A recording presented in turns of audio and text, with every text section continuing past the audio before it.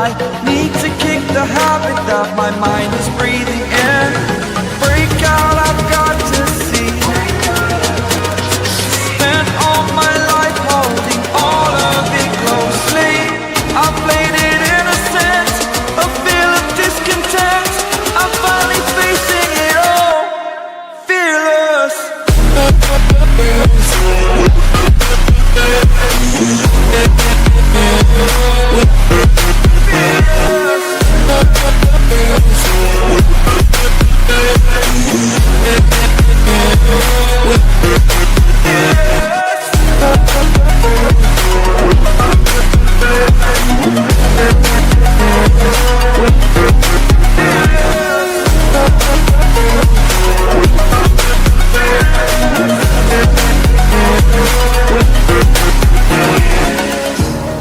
Burning the bridge that keeps us.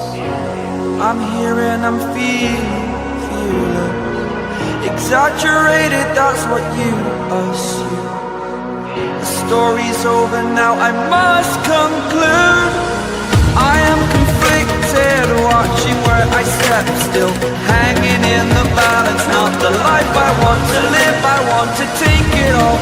Standing tall, fear outweighed the person you are. Oh, break out, I've got to see. Spent all my life holding all of it closely. I played it innocent, a feel of discontent.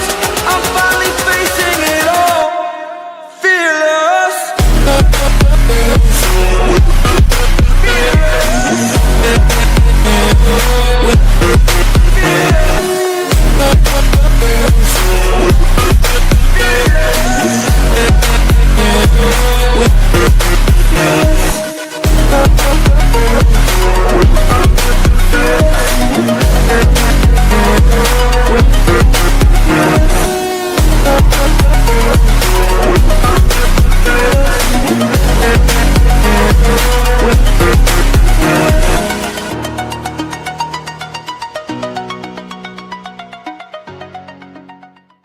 Due to the graphic nature of this program, listener discretion is advised. Releasing control arc restriction systems 3, 2, 1.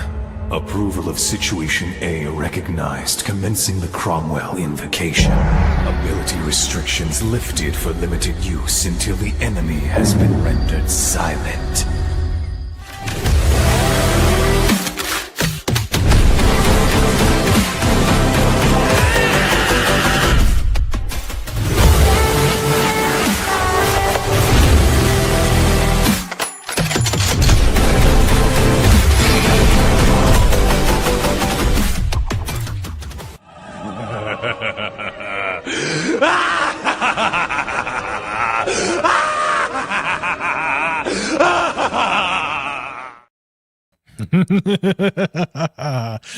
Good evening, everyone. Welcome to tonight's edition of Anime Guy After Dark, even though it's not quite dark yet, at least for most people. I want to say hello to everybody who's already here. Super Sailor Outlaw George Ishak was here and left a thumbs up. Thank you much. And yes, it is almost time for America's 250. So thank you very much, George. And yes, Clifton's actually awake. He's here. I did see what Soyoni decided to do. They decided to go full digital, and they're bitches. So, modern gaming is dead. Period. Not going to touch a PlayStation, not going to touch an Xbox, and you know damn well that Nintendo's going to do the same thing. They can all get stuffed. So, D-Bud! It has been a long time. Good to see you. You've only seen the 80s version? Well, you're in for a treat, because we've got a manga accurate, or a lot more so, version. It's gonna be a lot of fun to talk about. Thumb Ugly, great to have you here. And oh yes, happy swimming pool day.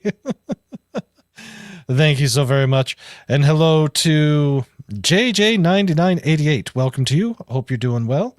And I hope everyone enjoys this show tonight. So let's go ahead and get started here. So, Clifton, you're up way the hell early. Great to have you. Good morning. What do you mean it's not dark? It's dark as fuck outside. It's dark for you, but not for me. Yes, good morning. It is early. I can't see anything. My eyes aren't open yet. So, Well, yeah. get Hi, everyone. yourself a little drink, and we'll get to it here. So, T-shirt. Hello, everybody out there in YouTube land. Welcome. How are you How are ya? doing, good sir? Not too bad, not too bad. I got a cold drink and ready to talk some Hokuto. Yes, indeed. Oh man, when I saw it was first announced all those months ago, I was like, yeah, this is going to be awesome. Then we saw the preview and like, holy shit, this is not looking good. And then it totally and utterly redeemed itself. I got to admit, the first couple of episodes were kind of rough computer graphically wise, Mm-hmm. but then they started adding in the hand-drawn animation, and it just got better and better as the season went on, and it really got to be looking good.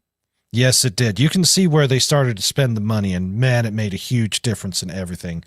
And hello to you, Marcel. Great to have you. And it's dark for him. So, Clifton, there's somebody else that's in the dark. I believe the same darkness that I have. Ah.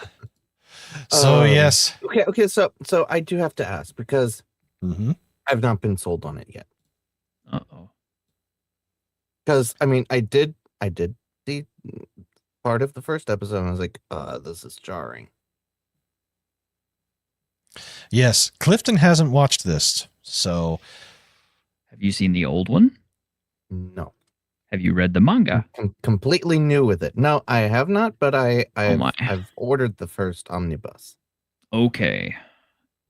Well, first off, you have to understand that this is something that I term as foundation manga. In other words, because of this manga's existence, it Mhm. paved the way for so many other things to exist after it and build on top of it, including Berserk, Baki, and Kengan Ashura, and lots of other things, including JoJo. So, if you are a fan of any of those other properties, you must watch Fist of the North Star first, because it came before all of those.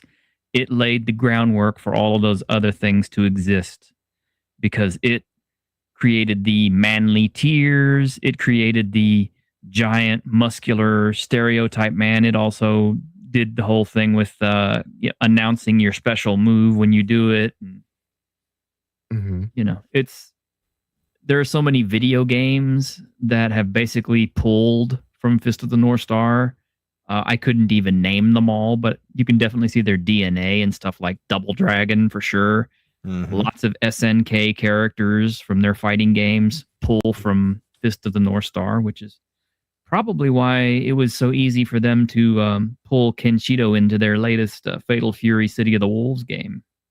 Okay. But you did say that the animation gets better. It does. Like I said, Okay. it's a little rough the first few episodes, but right about the time when we get to episode 5 and 6, which are 6 is really like one of my favorites. They start putting in some hand-drawn sequences, and it starts looking a little bit more fluid and a lot better. And by the time it gets to the end, you'll be able to pick out where they were using more traditional animation versus CG. Okay. All right. I'll Yep. give it a chance. Oh yeah, it's definitely well worth it. And since it is, all 14 episodes are completed, it You can binge it now. yes, indeed, you can Ooh. binge it. But this is one that you got to watch in Japanese because, in my opinion, the English voice dub was ass. Do Straight not- up suck. Yeah, do not use the English voice dubs. I think they were AI generated. The voices are terrible. They mispronounce things all the time. Example, several times you can hear Shin saying Hokuto. It's not Hokuto. It's Hokuto. All right. Yep. I'll keep that in mind. Subs, Plus not dubs, especially for this one. Yeah. Besides that, the Japanese voice acting is so good. Oh man, I- let's take. Look, I'm not taking away from Japanese voice acting. They are great. And when I do sit down at my computer, I'll do the subs. I usually lie in bed at in the evening and I've been using my eyes all day long to read stuff that I just don't want to read anymore. Well, this I is get one it. that we'll need to do it during a time when your eyes are fresh, because yeah, the English is atrocious. And it's not Hokuto, it's Hokuto. How did you pronounce it? Hokuto. Hokuto. Hokuto. Actually, you know what? I do have a sample of some of the animation from later on in the series where it's really, really good. If we can post it. Yeah, think it's absolutely. too Go long. ahead and get it shared. We'll get it pulled up. But Yeah. here we go. Oh, yes.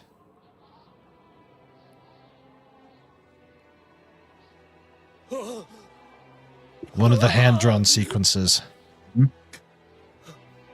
That's hand drawn. It's gorgeous.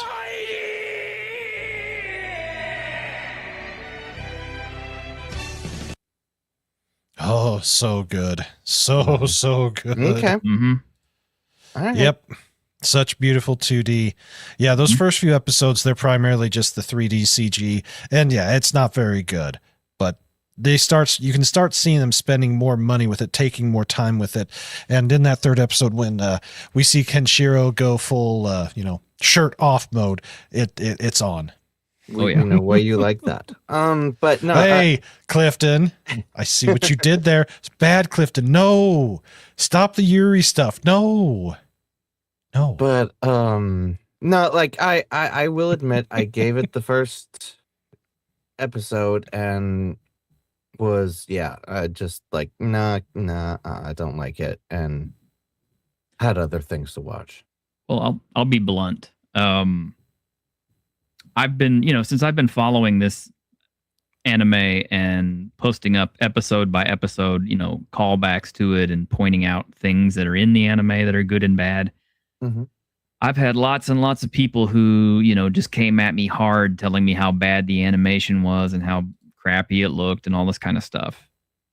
And after, about by the third episode, I finally decided I had enough of it, because both of the first two episodes convinced me that these people, they loved the source material. They were following it pretty damn close. I mean, like, Mhm.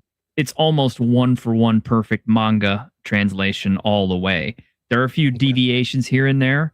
I've pointed them out in my videos, but it's nothing that takes away from the story. And in most cases, it adds to it. So that was my first clue that this was going to be good. The other thing is the voice acting was really tremendous. The music is just absolutely lush. It's gorgeous. I love the soundtrack so much. I'm waiting for it. But by the third episode, when I kept getting hit with comments about, oh, this animation sucks, it's so bad, look at how stiff the hair is, I finally said, okay, look, either you're a big enough fan that you can overlook this and enjoy this for what it is, which is a 1-to-1 manga translation that's almost perfect, with a great story, great soundtrack, great voices, or you've basically gate-kept yourself out of enjoying an anime. Because the fact of the matter is, you can use the same argument against every animation that has been made after the year 2000. Because we all know that after the year 2000, the Japanese found it much cheaper to use computer graphics in all of their stuff rather than cell animation, and therefore more and more companies turn to it, to the point now where I challenge you to show me an animation that was made in the last couple of years that wasn't at least mostly CG or partially not CG. Mhm. So that's a nil argument as far as I'm concerned. The fact of the matter is, you either like it or you don't. The people who don't like it, if that's their only reason, like I said, they've gate-kept themselves out of watching a great show. And it's not a good reason, in my opinion. No, that's fair Yeah. enough. And as was put here by JJ, yeah, that first trailer was not very good. That one I will definitely grant. But the second trailer, third trailer, it made up for it. It showed more of the stuff later on. Yeah. The amount of work that it takes to do traditional cell animation, let's face it, we're in the TikTok brain generation. Not even the Japanese have that type of patience to do stuff like that anymore. It's just not feasible. And, and I've pointed this out more than once. The episodes are short. Okay, they're 25 minutes apiece. So, it's less than less than 30 minutes apiece. That's plenty of time, for you to take, just like half an hour a day or whatever, just to sit back, check it out, and then, if you still don't like it, okay, that's fine. But, give it a chance. At least my advice is get through the Shin arc. Yes. And if by the end of the Shin arc you are not hooked and you want to watch the rest of this, then so be it. But it's worth it just to get to the point where Kenshiro faces Shin. That was the first 4 episodes. We were at Southern Cross in 4, if I remember correctly. Uh-huh. I think the fifth one is the one where he actually fights Shin. Ooh, okay. So for those of you who haven't watched this yet, like Thumb Ugly, who says he's going to binge it, the series so far is 14 episodes long. They're all on Amazon Prime. Definitely watch it subtitled because the Japanese voice acting is just fantastic. Yeah. But yeah, the first 5 episodes, Kenshiro introduced, Lin introduced, Bat introduced, and then we do eventually end up going against Shin. What's his other names? What else is he known by? Shin is also known as King, but his thing is his title is he's one of the Nanto Roku Seiken, the six masters of the Southern Cross style, and his style is Nanto Koshuken, which is the Lone Eagle Fist. Mm-hmm. These are things you won't find out in this particular arc. They don't develop until later on. Although I will say this, one of the primary things that got me really good about this particular portrayal of Shin is if you watch the old 80s anime, Shin was at the end of a very long series of episodes because they had to stretch out those arcs so they wouldn't overshoot the manga that was being produced at the time. Yeah. So Shin was like the culmination of like 22, 23 episodes. Holy cow, that's a lot. Yeah. Whereas originally in the books, he showed up pretty quick. And my feeling is that Tetsuo Hara and Boronson they weren't completely 100% confident in their creation. It's like they weren't sure if people would love Fist of the North Star as much as they did to be able to go past the Shin arc. So basically, they kind of ended it at the Shin arc where they were like, okay, if this manga isn't any good, if it isn't popular, if we have to kill it, this is a good place to kill it. But yeah, obviously people loved it. They wanted to see more and more of it. It expanded all the way out to the Dao arc eventually and ended. And at that point, they thought, okay, we're done. This is the culmination of everything that Kenshiro has been fighting for, is to finally, become the one true successor to Hokuto Shinken. And the publishers were like, no, you can't stop now. This is too damn popular. Don't stop now. We're leaving money on the table. So they kept stretching it out. So you ended up with the Shura arc. You ended up with the Celestial Empire arc. You ended up with, everything beyond Kaio. And then it finally ended. And I've been wanting it to continue ever since, but I don't know if it will. I'm going to say, speaking of the manga, if I remember correctly, Viz finally, it was confirmed they're doing all, well, there's 27 volumes with, were they releasing all of it? No, there's 18 tankobon, and yeah, I've got them all. They're all done. Oh, finally, a full, complete, total completion of the manga in English. Mm-hmm. I'm so happy because Viz started and stopped so many times. In fact, the very first run that I ever got involved with this North Star with was Viz's first run, where they did stop at the end of the Shin arc. And then they picked it up a few years later, and they pushed forward. They went through and got all the way through the Jackal arc, and then stopped at that point. And then another company named Gutsoon picked it up and started releasing the master editions. And I don't remember how far they got, but I don't think they even got as far as the Cassandra arc before they shut down. And then the series kind of stayed dormant, and it just kind of like lay there for a while. And then finally, the Japanese started re-releasing it under Koa-Mix and putting out these really nice Tankobon editions in all the other countries. And we just finally got them over here. And so we finally have all 18 editions. They're absolutely gorgeous hardback books. They look wonderful. I mean, they're pretty much perfect translations of the original manga as you would have bought them back in the day. Yes, they are. Let me actually pull it up here because I've only got the first 2 volumes. You know, they're $20 each, so they're not expensive, but it's not cheap. So you got to be very deliberate with it. But yeah, the first volume, of course, it's got our man Kenshiro on there. And I want to say hello to Kalma Ryan. Welcome to you over on the phone side of things. Good to have you. Hey. Or is that on yours? Let's see. It may be on mine. You're right.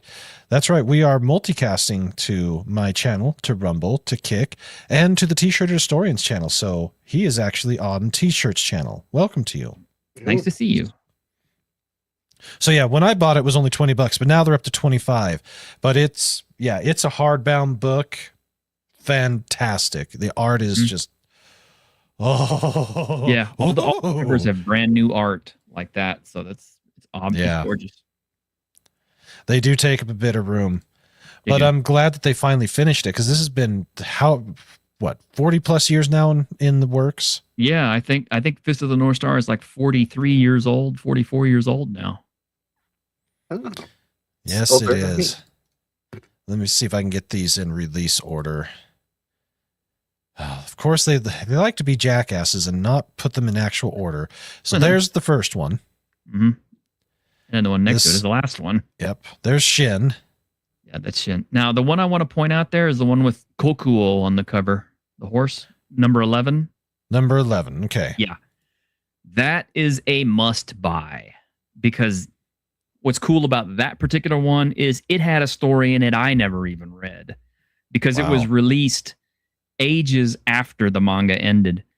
But it's the piece that goes between the end of the first series, the Rao arc, and the beginning of the Celestial Capital arc, which is where the manga picks up after, so many years have gone by and Lin and Bat are grown up and Kenshiro and them set out into the wasteland again. Okay. And yeah, it has a special story called The One Who Rides With Me. And it tells you all the story about how Kokuo lost his eye. It tells you what eventually happened to Yuria, what Kenshiro was doing with his time. It had brand new artwork. It was a brand new story. And it was created for the 40th anniversary of Hokuto no Ken. Ooh. And it will bring a tear to your eye.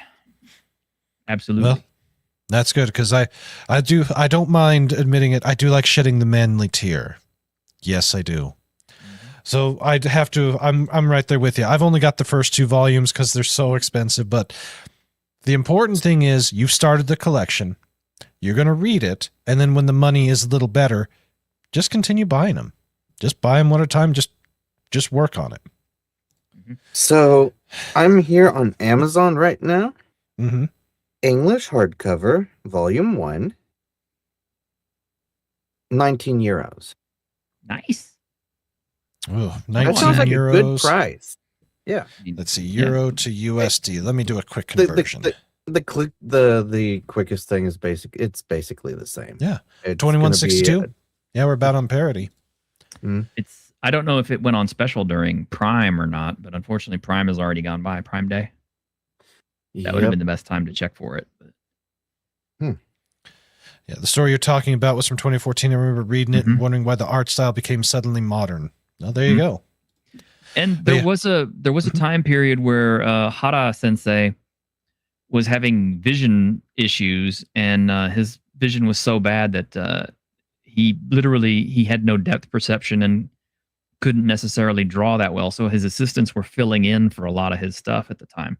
But he did eventually get some optical surgery and got that fixed, and now he's pretty much back in shape with his artwork, and he's producing new stuff here and there.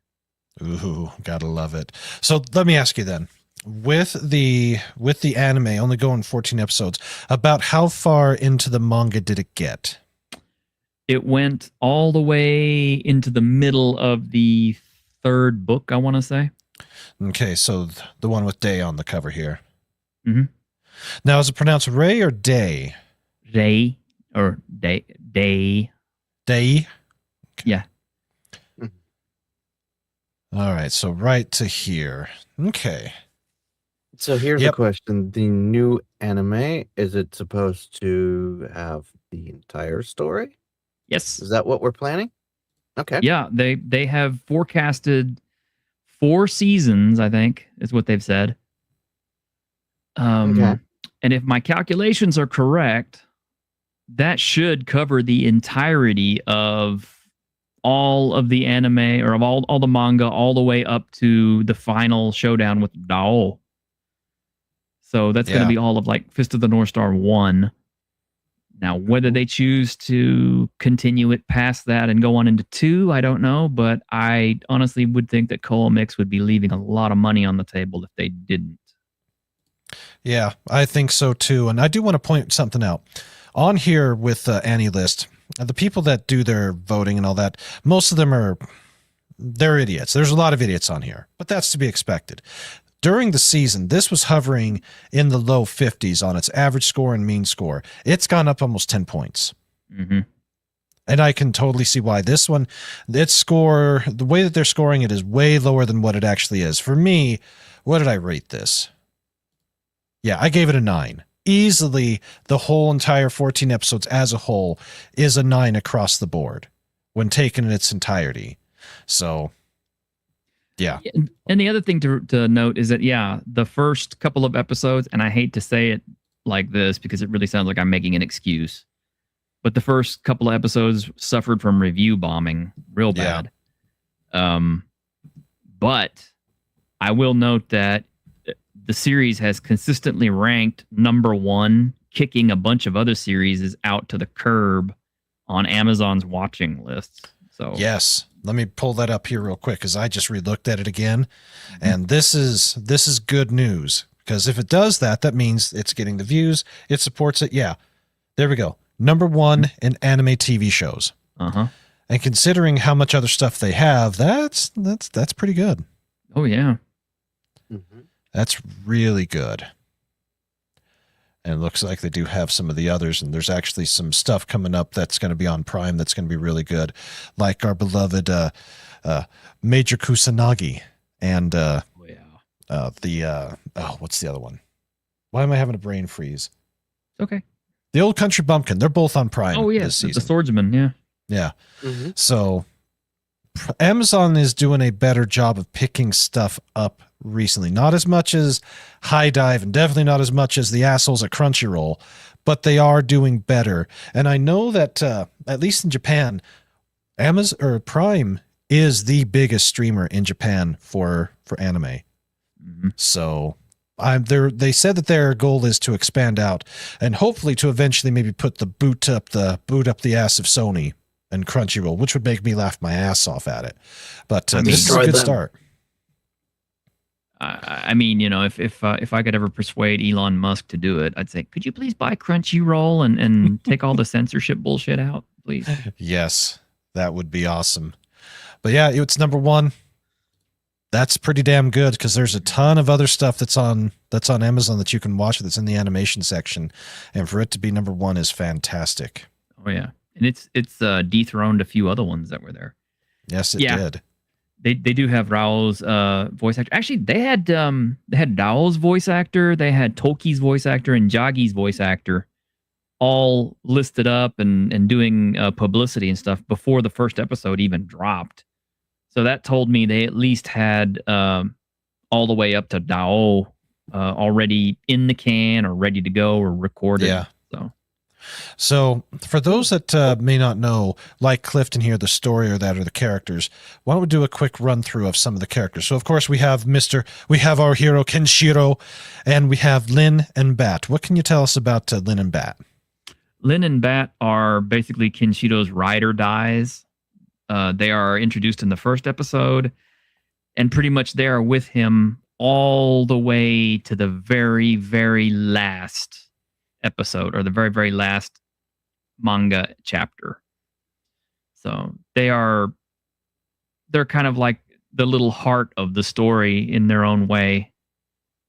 Okay. I mean, they are backup characters, but they're, how to describe it? They're kind of like emotional pieces to the story. And at first, it's really easy not to like Bat, but as the story progresses, after a few episodes, you understand why Bat is the way he is, and you start to empathize with him a little bit more. And Lin is just, she's just so sweet from the very beginning. She's, yes, she is.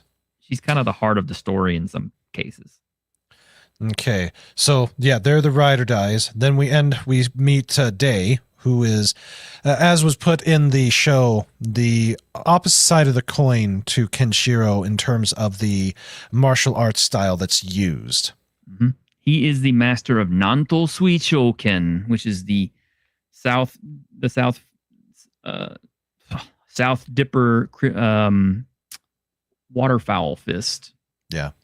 And Nanto is different from Hokuto. Hokuto is what's called an Ishi Soden style, which means the style is passed only to one successor every generation because it's so deadly that if multiple people had it, it would cause chaos, which that is the current situation in Fist of the North Star. Multiple users have Hokuto Shinken. There is a succession crisis, and even though Kenshiro was picked as a successor, all the other guys who have it don't want to acknowledge him as the successor. Yeah. But the thing is, Hokuto destroys from the inside out by using pressure points or hiko that cause the body to undergo various changes due to, the blood flow changing, the chi changing, and everything else. So they either explode from the inside, you go blind, just all kinds of stuff. Pretty much whatever Hokuto wants to happen to you can be done by manipulating your hiko points. Nanto, on the other hand, is the fist that destroys from the outside. Their attacks tend to cause slicing, cutting, or piercing from the outside in to hit the same points. So a lot of the Nanto guys, you'll see them slashing people to pieces or stabbing them to death or whatever, because that's what their techniques involved. There's like 108 schools of Nanto, and including a bunch of hidden schools that aren't in there, like the 5 chariot stars who are not part of it. And there's other secret styles too, like the Phoenix Fist of Nanto and everything else. Basically, what I think the original idea is that they were going to have Kenshiro wandering through the wasteland and encountering all these various different Nanto masters and having to fight them. And the first arc, or actually the whole first series, kind of works that way, but not entirely. They changed it up a bit. It's not quite that way all the way through. But I think that was their original idea. And the thing is, the more you read the manga, if you're reading it with some intent, you start to see kind of where they were making changes. You start being able to pick up on it. Like when did Buranson actually enter the story and start writing stuff, and what changed here and here. And you can literally read where fan feedback altered the course of the manga as it progressed, which is pretty cool. Yes, it is. So we've got a lot of other characters here that we haven't been introduced to, like Toki, Dao, Zhagi, that asshole. And of course we had Shin, but then we have the love interest of Kenshiro, and of course Shin, Yuria, Ari, which is Dao's sister, and Rei. Mamiya, which when you look at her, she looks an awful lot like Yuria. Mm-hmm. So why don't you go ahead and tell us a bit about the basic female interests in that we have witnessed so far in this series. Okay. Yuria is she's the love interest at the beginning of the story. She is what's driving Kenshiro, because Shin long ago took away Yuria from Kenshiro. About it, like, I think the establishment is a year has passed since Shin crippled Kenshiro and left him for dead in the desert, and kidnapped Yuria and took her back to Southern Cross, which is the city that he built for her to show her how much he loved her. So the whole Shin arc is basically Kenshiro fighting his way to Shin's palace in order to retrieve Yuria. I'm not going to give away what happens because I want you guys to watch it and read it and enjoy it, see what you think. But it's epic. You will cry a lot, and it'll be okay because, Fist of the North Star is all about the manly tears. And there's plenty of manly tears to go around. Well, so that's one of the things that makes him a cool character. Yeah, he's this big, super buff, muscular man who speaks very little, and he can destroy people utterly with his fists when he wishes to. But he's not afraid to show emotion. He's not afraid to cry. And he's kind of like, people, it would be really easy for people to label him as like a toxic man hero, but he isn't. He's a very genuine hero. He's a man's man in the manliest sense. He's not afraid to cry. Very true. So that's let's see, was it Yuria or Duria? Yuria. You see, sometimes the way it's spelled versus the way it's pronounced, it's like, wait a minute, where'd the D come from? One of the things that's kind of common in Japanese is a lot of times the R's have kind of a D sound, which is why when I say rei or day, it has that D. Like, it's like the character from Street Fighter, Ryu. Yeah. Everyone calls it Ryu or Ryu. It's Ryu. Yep, Kenshiro truly is the man. Yes, he is. He is. So that's Yuria. Then we have Mamiya, who was introduced next. What can you say about her? Mamiya is a woman warrior, and she's been kind of forced to be this way because she was originally a victim of kidnap at her, I think it's 18th birthday. Yuda, who is another character who hasn't appeared in the show yet, kidnapped her, killed her parents, and took her back to his palace because Yuda collects beautiful women to enhance his own beauty. And I do have a video coming up about Yuda that kind of explains more about him, because people always have a lot of weird questions about him, because the first one everybody asks is, oh, Yuda, he's gay, isn't he? And no, I don't really think he is. I don't think he could ever love anybody but himself, and that's one of the problems he has. So he's not really gay in the gay sense. I mean, despite the fact that, he dresses flamboyantly and he wears makeup and talks about how beautiful he is to everybody. I don't think he's that way at all. Besides, this was the 80s. A looks maxer. Basically, he's a looks maxer, but I believe because deep down he's insecure about himself. And the key point to that is the fact that he is so enamored of that he hates him. He hates the fact that there's someone out there who makes him jealous. He wants to be Day so bad, and Day doesn't have to work very hard to be loved and graceful and, loved by everybody. Whereas Yuda is, sitting here and trying to cultivate this, hey, look at me. My body looks the best, and, my hair looks the best, and I have the best makeup, and my clothes are the best. And look at all these hot ass women who are, sitting here chanting my name and all this other stuff. And it's just never good enough for him. But he kidnaps her. She escapes, gets back to her village, and she forsakes ever being a woman again, putting that side of herself away in order to become a fighter so that she can protect her village and the people that she loves. Yeah, there's a ton of that type of stuff going on.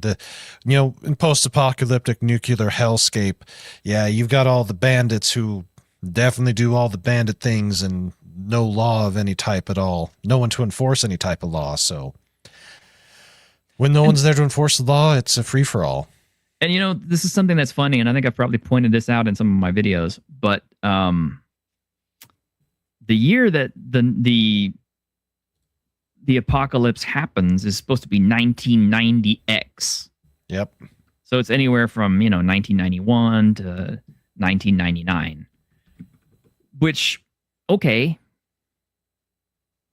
let's say that happens, but here's the thing. Only a year has passed since the bombs fell in the manga. And the fact that people have just degenerated into just complete monsters in some cases, it's just like, wow. Oh, yeah, definitely. I mean, I can see it. I mean, you don't even have to have that level of apocalypse and look at everyone looting stores and everything. Yeah. Yeah, all you need is a storm coming in and all this shit burns down in New Orleans. They freak the hell out and start stealing all the shit. I guess that's all true. you need is a Democrat running the place. Very true. And T-shirt speaks Japanese too. Yeah, T-shirt speaks I'm not sure if you're fluent, but you do speak quite a bit of it, or at least a lot more closely than I do. I speak a bit, I've been there. So. Well, you got to leg up on me because I have not. Eventually, maybe I'll get there, but yeah. So that's Mamiya, and the last female character that was introduced in this is Ari. Aidi. She is Day's sister, who was kidnapped by Joggy. Should we even talk about kidnapping Joggy? Women in this? Yeah, that's a theme that occurs over and over in Fist of the North Star. Is that the weak are always, pretty much put upon by the strong, and you see that even from the very first episode all the way through. And they're not shy about who they will go after. I mean, you will see children get killed in this anime. Women. I mean, they spare nobody, and it's cruel, it's brutal, it's vicious, it's bloody. And Amazon shows this? Huh? And Amazon shows this? Mm-hmm. Kind of surprising. That's the way that original manga was. Yeah, well, it's not the same level of violence that you see like with like the guys. Like you can see the guys split in half and shit like that. But when it goes to the violence against women and children, it's both insinuated and kind of seen. You get the picture, basically. Okay. But so she is the sister of Day, who was kidnapped by Yagi because he's an asshole.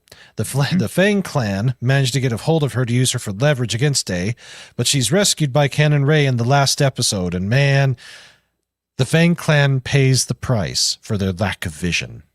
The Fang clan is disgusting in the worst possible way. I mean, the fact that, as I point out, apparently Kiba Dio spawned all of these little stunted midget monsters because they say that that we're related by blood. It's kind of like ew, because I wonder, that makes me wonder. It's like, well, they're all grown up, so he must have been doing this well before the apocalypse. Yeah, that he would have. I want to say hello to FKHC 2005. Good to see you. Been a little while. Hope you're doing well. We got Dennis McCullough. Yes. Where is it? Hold on. Come on. There we go. Dennis. I saw the Fist of the North Star movie when I was 18, and frankly, yeah, I've seen it many times. It's funny. When we talk about the movie that came out and how many episodes it kind of covers, there's a massive difference between what is said in the English versus what is said in the Japanese. So, and it is not. And speaking of say, if you go up to what Dionysus 0616 says there in Japanese. Oh, yes. That is, say my name. He's doing the Joggy line. Say my name. Say my name. Yep. Indeed. No. Yeah, most of the villains are all cowards. When they meet up, when they finally do go up against someone who can beat them or best them, oh yeah, they all turn chicken shit. We're talking all of the King's men, so Heart, Spade, Diamond, all of them. They're all scrubs. The Colonel, piece of shit. Yep. Let's see, Jackal is a Jackal, big-time double scrub. piece of shit. Mad Sarge, triple piece of shit. They're all just massive pieces of shit. All the really cool villains are all the named villains who are actually all other martial artists and Nanto stylists. Yeah. Shin, Sother, Yuta.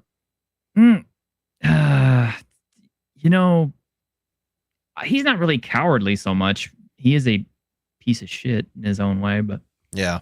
But the biggest villain who is definitely not a piece of shit or a coward, I should say, is probably Sother. And that's the one I'm really waiting to see because the Sother arc is my favorite. Yeah, we've got a long ways to go for that. So We do. I don't think we'll even see him next season. It'll probably be season 3. So looking at the characters that are here, we've got a few of them that have not shown up yet in this series. I don't think we've had Ryukin show up yet. No, Nor Dao or Ryukin Toki. is the former successor. He's the one who passed succession on to Kenshido. Yeah. And Toki is my favorite, my second favorite. Actually, him and Kenshido fight for the top place in my favorites list because Toki is such a cool character. Yes, he is. I remember watching your video essay about him. And that's the other thing. People, if you haven't subscribed to T-Shirt Historian, be sure to do so. This man knows his Hokuto no Ken like about nobody else. And he has got tons of video essays, not just about this particular series, but the manga in general, the characters. And I did like the one with the scrubs. Yeah, the scrub video was fun. So yeah, we'll get Toki here soon. Of course, Dao. But the big one that showed up right there at the end, the one that we all love to hate because he is the biggest jag-off compared for all of them, Jagi. Jagi. So. I tell you what, I'm surprised by how many people love this character. There is a guy in Japan who literally dresses up as Jagi with a motorcycle and just rides all over Japan with other Fist of the North Star cosplayers, and I think they do like charities and stuff like that as much as anything else, but he's pretty well known. He's been doing that for a while. Well, that's kinda Dao cool. is not a coward. He's not a coward. No, he's not. And Alex Moore, it's good to see you. My first copy came in yesterday. Very good choice. You, my friend, have taken a step into a much bigger world than you could possibly even imagine. I've only got the 2 volumes myself, and where the anime lives off, you said was between about volume 3.5, roughly. Yeah, it stops right around volume 3. So there's plenty of time to pick up the manga, to read it, to get caught up, and to know what's going on, and be able to keep an eye on how good it does. So. It has been very, very good. Yeah, Dao is not a coward. No scrub. Okay. I gotta respond to some of these. Okay, so yes, Falco, Han, Hyo, Kaio, Solia, a lot of those other guys. Yeah, they're not cowards. Obviously, I think Brandon's mostly talking about the early first arc villains, guys like Spade and all the other scrub characters. I mean, Heart's not really a coward. He's kind of nuts, just actually. a fat bastard. Yeah. His story is actually really tragic when you find out what it is. And Sanju says the Colonel did not feel like a scrub. No, he is not a scrub. And he is actually probably one of the first characters that Kenshido had to work to defeat besides Shin. So yeah, he definitely had to put some thought into how to put the thumbs to him. I can see the people from my channel are all like, hey. It's cool, guys. Brandon's a good guy. Yes, I try to be. Yeah, pretty funny. It is interesting how certain characters get elevated up, even though they're the biggest jag-offs in the whole entire series. But if you wanted a bigger jagoff than him and somebody who is a definite coward is Amoeba, who hasn't shown up yet, but he shows up after Joggy. But Amoeba is a big, huge, massive piece of shit, and also a coward in his own way too. But I'm surprised he's not more popular. I mean, he actually had like a little isekai spin-off comic that happened, which was kind of funny. But yeah, more people don't like Amoeba. More people like Joggy than Amoeba. Surprisingly. Interesting. There's a lot of people out there who really love Toki. I've found out too. Yeah, well, Toki is an interesting character from what I remember. As I said, I'm not far enough in to know him, but from the way you've described him, he's definitely very selfless. And it was listed in here, Toki's Jesus. More or less. He is anime Jesus. It's actually who he was based on, his character design. Oh, okay. Yeah. His death is probably one of the saddest in the whole series, and you don't ever actually see it happen. It kind of happens off screen, which I'm glad. But yeah, Amoeba is the worst. Talk about good intentions being the road to perditions. Amoeba's whole thing is he is such an egotist that he thinks that he can master Hokuto Shinken as well as Nanto. And yeah, that backfires spectacularly on him. Yeah. Let's see. There we go. Yeah. Yeah, the Red Berets there, every single one of them are special. Mm-hmm. Oh, and Nelson Wynn says Amoeba is the asshole. It really provokes the reader with each thing that he tries to impersonate Toki. Okay. I have a theory on this, and I think I've said it on video more than once, but I might actually have to go into a deep dive on this. Here is my true 100% feeling for you guys out there who didn't know this. I think originally they were planning on all of Kenshido's brothers to be just completely irredeemable bastards like Joggy. So originally, Amoeba is masquerading as Toki, and everybody thinks Toki has gone bad. He even tells Kenshido why he went bad. And the thing is, I think that was the original story they were going with, but I think fan backlash or reader response changed things. So what happens is just before, the false Toki is about to, do away with Kenshido, Day just suddenly enters the picture and he's like, I know that guy. He's actually Amoeba. And then it's like, oh no. And he gets his face rearranged. He's like, yeah, that's what you really look like. And it's kind of like it's revealed that Amoeba was impersonating Toki all along. And then you go along the Cassandra prison arc and find out Toki is actually Jesus, pretty much. And a good guy. But I think that's what they were going to do. They were going to just have all of Kenshido's brothers just be completely irredeemable shitbags that he had to fight. But... well, I'm glad they at least made one of them not be the shitbag, because, Joggy definitely is, and Dao he's his own special brand of, yeah. And the funny thing is, between Dao and Toki, because of the change to Toki being a good guy, it actually made their character arc go way deeper than if he had just been another bad guy. And as a matter of fact, I noticed after Joggy dies, they never mention him again at all. They never ask about him. They never talk like he doesn't even exist. It's almost like they wanted you to kind of forget that Joggy even existed at that point. They just say, okay, let's just focus on Toki and Raoh because the story's getting really cool and deep now. And, we're on to something legendary and epic, and we know it. It's true. You'll see it when you get to it in the manga. Tell me if you don't see it.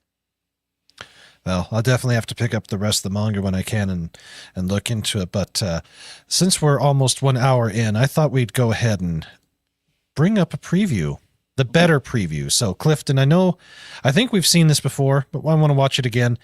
This is the second trailer they did, and it was a lot better than the first. So if you haven't seen this before, here you go. Yeah, viewer discretion is advised. No shit. No shit. If you don't like people exploding all over your screen, this is not the show for you. Okay, here's something.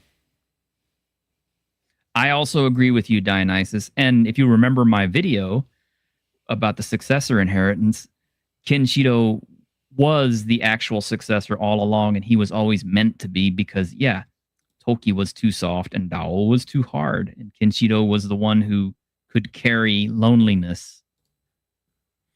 Yeah, he's the middle ground. Here we go.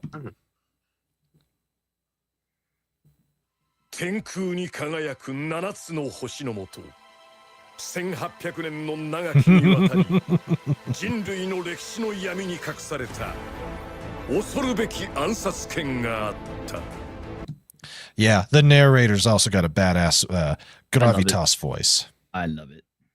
Yes, indeed. And Dionysus, he's using my line, "This is Fist of the North Star. And every Yes, fist has its story." indeed. And Joggy is the turn the punch. Yes, he was. And forever will be. Mhm. And Sanjush, yes, that, and he can carry sorrow. He is the man Yep. who carries sorrow. 天空に2つの極星あ Ah, る北斗神拳と南斗星拳経絡飛行を突き内部からの破壊を極意とする ooh, yeah. Mhm. You gotta love the kerpoofing. Yeah. Kaboom. And there's even some that are even way more graphic than that. Like, Yeah. what was I think? Was it the one that was done to the Colonel, where his His skeleton exploded out of the back of his fucking yes. Oh, that Oh, was so gnarly. body. Man. Well, I mean, did you see the last episode? In episode 14, the dwarf's face explodes all over the screen, and it like starts running down the screen. Yes. Yes, I do like the fact that they do basically play with the camera even though the camera is not there. I Mhm. love it. 破壊を極意とする北斗神拳を陰とするならば外部から突き入れ全てを破壊する南斗星拳は陽 Yep, there's the day. Uh-huh. なんと水上拳 Sweet Shoken. Oh yes, when we first saw Day come in, it was, yeah. Wasn't sure where it was going to go with him, but I'm glad that as with Lynn, she's a very good judge of character, and Day even makes mention of that children have a way of seeing through bullshit, basically. Basically. Yeah, Dionysus. I love how they added Shuken, Kasumi, and Yukin to the intro. Yeah, I did too. In fact, it was my video guy, Anime, who pointed. I said, "Hey, T-shirt, is that Shuken?" And I'm like, "Holy shit, it is Shuken in the intro. He's just in shadow." And hey, Maliquin, it's good to see you. That is a great intro. All right, USA is up by 1 at the halftime. So Clifton, Yep. we're up by 1. We were up Yes, by we 1. I wasn't sure if I should shout out goal or anything. Yeah, I do like the intro. I'm not tired on for the opener. The song is but the rest is awesome. Of course, the ender is bloody fantastic. Oh yeah. The intro music by Alexandros is completely misplaced. It is way too upbeat and happy, and it just sounds wrong. But oh my god, when I got to the end of the first episode and they played Yuwa Shock, I was cheering, I was tearing up. I was just like, I was so happy. I was Hokuto no happy. Exactly. I was the same way. D-Bud, it was good to have you here. As it's been a very long time. I'm glad you're doing well. Hopefully I'm going to be able to start streaming again during this time. I haven't been able to do it for half a year, so hopefully get more consistent with it. You have to say whatever that is. Okay, there's a funny story behind that. Fist of the North Star characters, when they die, say funny stuff like "Hideboo" and "Abeshi" and all this other stuff, and that was just because they weren't sure what kind of sound people would make if they were dying of exploding from the inside out. So they just started making up words. And then when they started showing up in the anime, it's like everybody loves those. So now they use those, and especially, well, how many times have you seen Nani? Yeah, Mhm. quite a bit. Quite a bit. Let's continue on here. See where this preview goes to next. Here we go. 俺の名はレイ Don't forget it. And yeah, she is deadly lethal. Mm-hmm. お父さん、お母さん、いつまでこんな殺戮が続くのでしょう。 Oh, such a heart-wrenching scene. Mm-hmm. Oh, then again, that's what happens when, yeah. Mommy is kind of a ride or die character too, because she doesn't stay with Kenshiro throughout the entirety of the manga, but she does appear at the very end of it again. So you know that she's okay. Good. でしょう。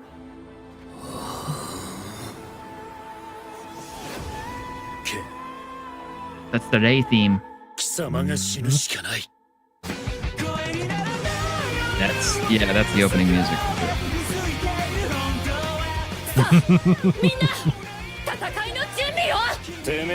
Yeah, when they get serious, they get really serious.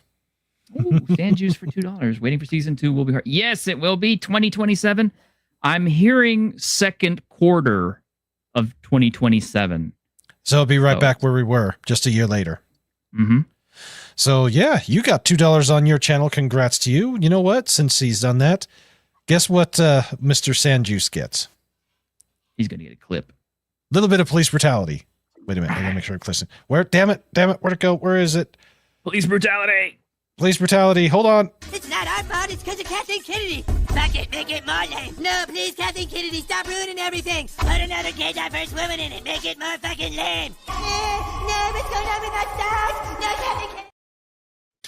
Wrong that one. did not look like police brutality. I thought you were going to do some pad labor. We are now. Hey, you bastard!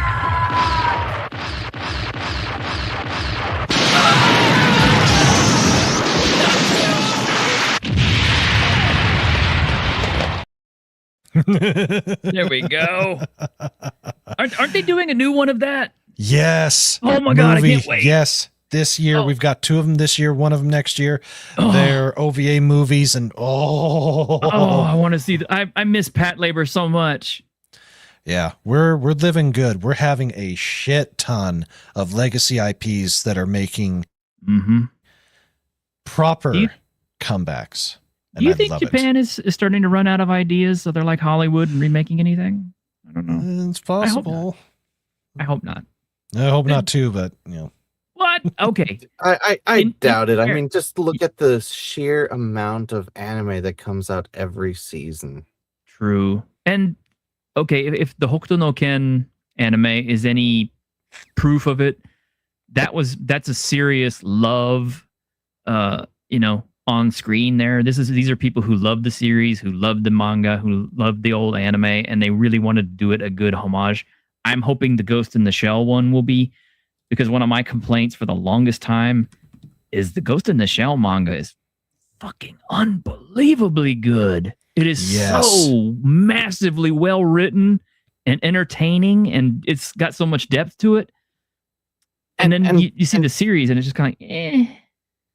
And see, your argument is if Japan is going the route of Hollywood, no, because it looks like from everything you're saying here for this anime, they are actually giving you a real good adaptation of the manga. And it sounds like that's what they're going to be doing for Ghost in the Shell as well.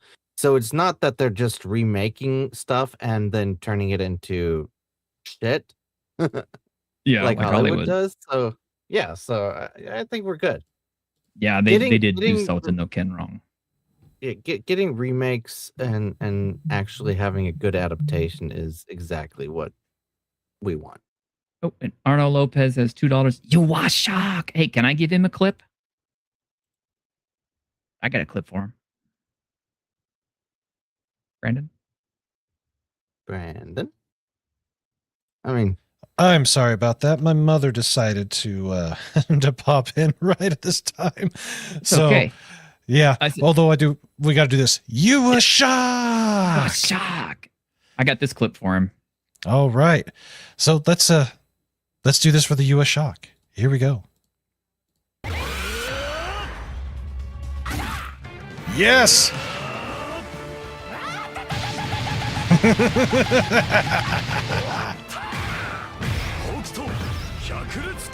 Hokuto, Shakuretsuken. Oh, that's better. And of course, since they went for the T rating, they had to censor the crap out of it. But Wolfgang Krause deserves it. He does. He pissed off Kenshiro. Look at what he says. Not even the flames of hell are enough for you.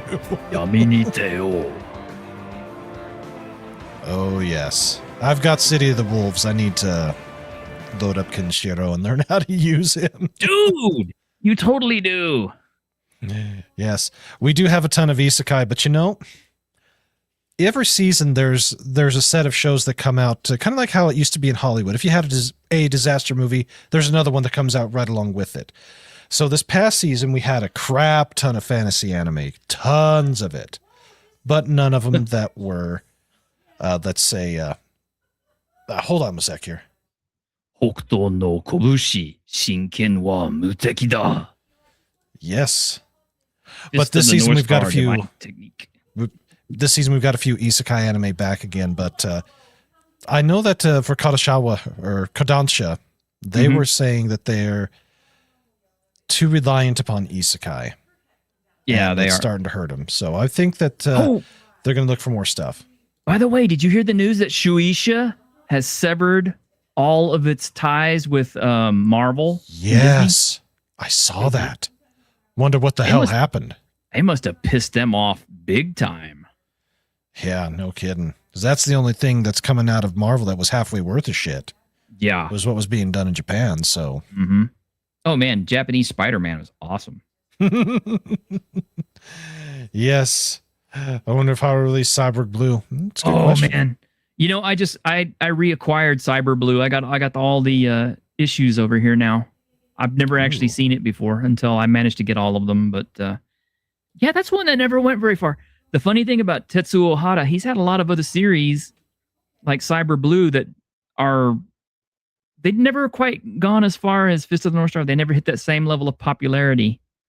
But one of his other ones that's come out is Magnificent Bastard, The Legend of Keiji. And I'm currently reading it. It's being published by Kodansha. It is, god damn, it's expensive in these huge tankobon books.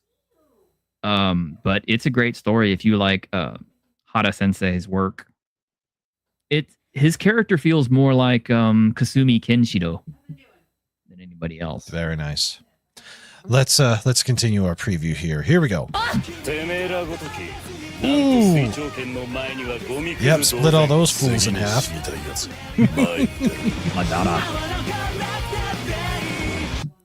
Yeah, Kenshiro doesn't suffer no fools. He doesn't. Homie don't play that. Double Rebirth. I would so happy to see Double Rebirth. Yes. Let's see here. The hammer hand of justice. We see it twice. Yep. No, not that one. Here it is. There it is. That's it. The mountain splitting wave. Yep.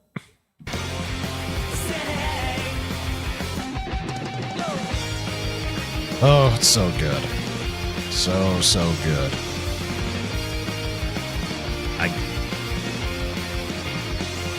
Yep. So they've already got them pre-animated, or at least their base level done, so.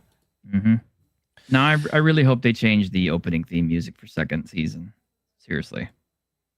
Yeah, an updated Tekken Blade would be good. It would be good. Oh, so good. And guys from guys from my channel, if you are anime lovers like me and you like things besides Fist of the North Star, definitely subscribe to Brandon the Anime Guys channel that I'm broadcasting from. he is absolutely on top of anime every single week. Was that like 2 or 3 shows a week? I try to. Mostly these days I've only been able to do the Saturday show, but I'm finally back in a position where I think I can do more than one stream on a week on Saturday. So yeah, I definitely want to. I want to definitely get back to doing a Monday, Wednesday, and hopefully a Friday show. I think I can do it. So yeah. I wo torimodose. That's the one that's at the ending track. Yeah, I'm not. Contrary to modern popular belief, I am not the Yaoi King. Come on, Cliff. I mean, you just have to ask Chad. They know. Yeah, a more serious intro track would have been better. I'm glad that they did. If they hadn't done the Yua Shock, someone would have had to have got their ass whooped. Yeah. That was now. Go ahead. I was gonna say, and I don't know if you noticed it or not, but the guy who actually sang the Yua Shock in the new one version, which by the way, I hate to say it, but it's probably the best version of that song I've ever heard. That's the guy that's Toshi from Japan X. Ooh. Yeah. No, I am not the. You see what you've done, Clifton? It's just. We have video proof of Brandon saying that he's into yaoi. I am not into yaoi. I've watched one damn mecha show, and now I'm the yaoi king. Just one is all it took. Oh, well, then we're all guilty of that. No, it's not just the one mecha show. Well, in that case, all right, you asked for it. Here you go. I don't like Yuri because I am totally into yaoi. No. Stop that. See? Video proof.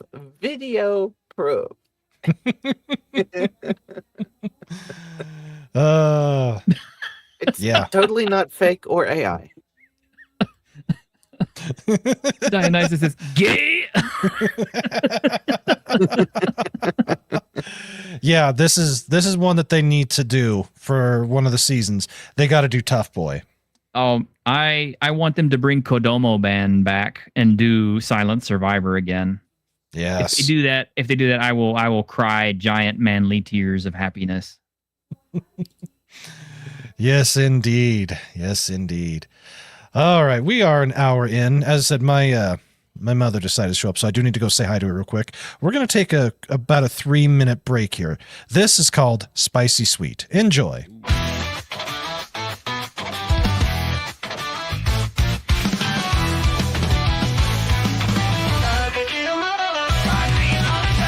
You act like you don't care at all. Your words come out like a brick wall. You turn your hair, look to the side, but I can see what's in your mind. You say it's vodka with the pout, but when you blush, it's crystal loud.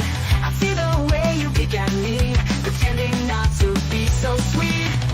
We'll touch it with our face on. I know your game, I've seen it before. And I'm storm to something more. You push me away, but don't you see that only pulls me closer, baby? Spicy sweet, you're my tender egg, playing hard to get every single day, but I know the truth behind your eyes. A love that burns, you can't disguise. You're the fire that lights my way. Even if you push, I'll always stay. Spicy sweet, you can't fool me. I love the way you try to hide the key.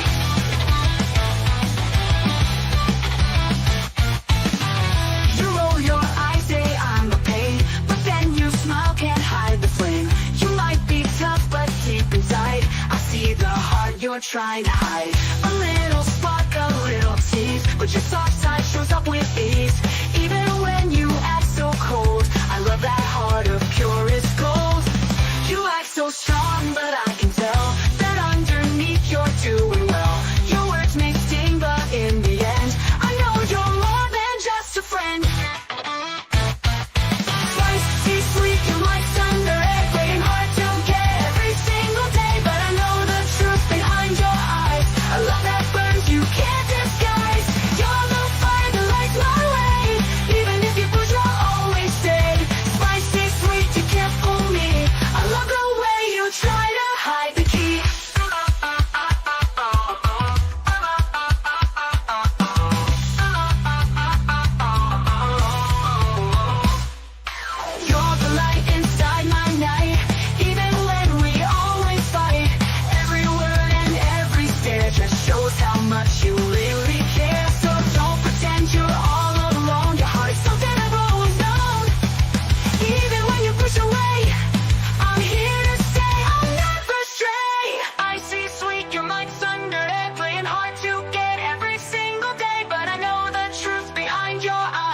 A love that burns you can't disguise. You're the fire that lights my way. Even if you push, I'll always stay. Spicy sweet, you can't fool me. I love the way you try to hide the key. Spicy sweet, you know it's true. I love the fire burning in you.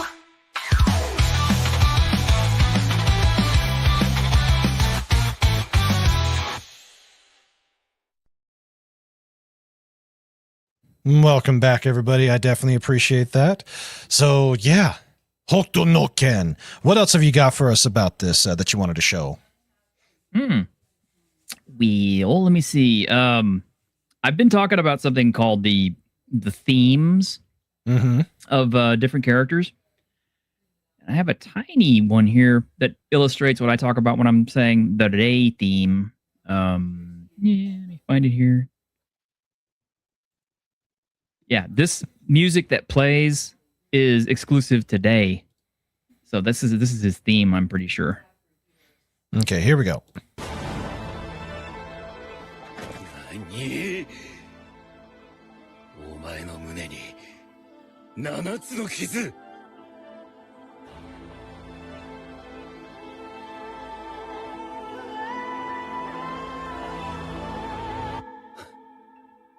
悪い冗談だ That joke was terrible. Yep. But that is the day theme. And okay, Brandon, I'm going to give you a really good reason to pop open City of the Wolves. Okay. They have a new slot in the music section that is called Special Collaborations. Mm-hmm. And it has 4 tracks from the anime. Ooh. Complete tracks. Nice. Including the Hokuto theme, the Fist of the North Star theme, where, you know, he's beating the shit out of somebody and the triumphant music is playing. So, yeah. I'm definitely going to have to definitely play it tonight then and check it out and see if I can learn how to run with Kenshiro. Because he looks like he can whip most everyone's ass there. He's not beginner friendly. You will have to put some work in to make him play well. And if you're playing smart mode, you will not be able to get all of the cool stuff that he really can do. So you kind of need to play it with the training wheels off and just learn the moves. But the other thing that he brings an entire new episode to the Southtown episodes. A whole Fist of the North Star episode that's just dedicated to Kenshiro. Man, they're sounds really like the game isn't much for me. What? I'm a button smasher. Well, it's got smart mode, so you can button smash and, you know, one button punch your way to victory, but you'll never get as much out of the characters as you could if you learn all their stuff. And Kenshiro has a ton of stuff.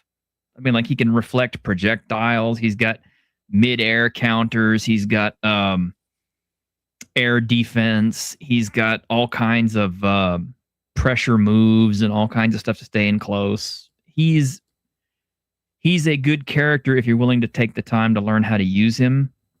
And, you know, you don't mind playing up close to your enemy to stick with them, but my normal style is kind of like to play conservatively and defensively and punish whenever somebody whiffs. And that's not the best way to play him. No. Ken, he's not a counterpuncher. He's a first strike type of and he can keep rolling with the punches once he gets started too. Yeah.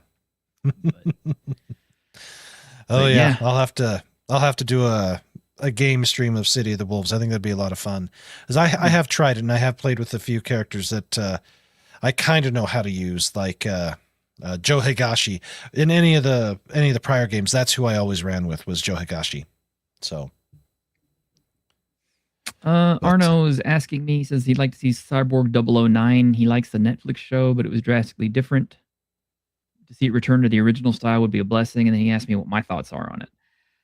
I did not see it yet. I need to, but I am a fan of Cyborg 009, so I will get around to it. Yeah, Kenshiro is kind of a rush down character. Yeah. Or you could go back and play the old arcade game where it's totally broken. Oh my god. I don't understand Arc System Works, man. It's like right now would be the best time for them to re-release that thing on the home consoles and PC because it would sell. Yep. It would absolutely sell. In fact, they're still doing tournaments with that game. Yep, they are. Oh, guys, stop leaving money on the table. Yeah, I know how to run with Joe Higashi. I know how to fight with him, especially in King of Fighters 99. So, yeah, the resurgence is real. And, as we were talking about, there's a slew of legacy IPs dating back to the 80s that are getting the treatment. This one was one of the first ones. No, take it back. We did get the re-release the redo of Urusei Yatsura a few years ago. I absolutely loved that. But then again, I never watched the original, and it was a lot more condensed and censored in some ways. The Ranma one has been horrid from what I've seen. From what I've seen of it myself, I don't like it. Watch the original for that one. Speaking of re-releases and stuff, you did hear that Vampire Hunter D is getting a new comic adaptation? Wait, what? Unified Pictures has announced a 20-issue comic series that adapts original novels by creator Hideyuki Kikuchi. It is being written by Brandon Easton with art by Ryan Benjamin, and the first issues of the new run are scheduled for release in summer 2026. You got to be shitting me. Nope. It will focus on stories that have never been realized in visual formats, pulling from the expansive library of over 50 novels. Where is this? It's out there. I mean, news, but my hope is, and it does say, while fans have historically discussed or anticipated new anime series or live action films, this comic run is the primary confirmed project that is currently moving forward. So, wow, I'm hoping that if the comic book sales are through the roof and make tons of money and everybody loves it, that they will end up saying, we're leaving money on the table here if we don't make another one. Because I don't understand that. Everybody loved Bloodlust. Everybody loved the hell out of Bloodlust. They liked the original. So why in the hell did they never, ever go forward and make more Vampire Hunter D films or OVAs or series or anything? Yeah, no kidding. It was a great series, and they had so much to work with from the novels. Yeah, they've got a ton of novels. Only two. You're right. Only two of the novels have been adapted, and even they are not really adapted that well. Not the first movie. The first movie is way off in left field compared to the book, and I know because I've read the book and listened to it. And it's, if you ever get a chance to listen to the Vampire Hunter D novels in their glory of audio production, you are in for a treat. It is so good. So good. And I said this because Blood Sea did so bad. They just thought vampire stuff wasn't going to do well. Yeah, they weren't sparkling glitter elves.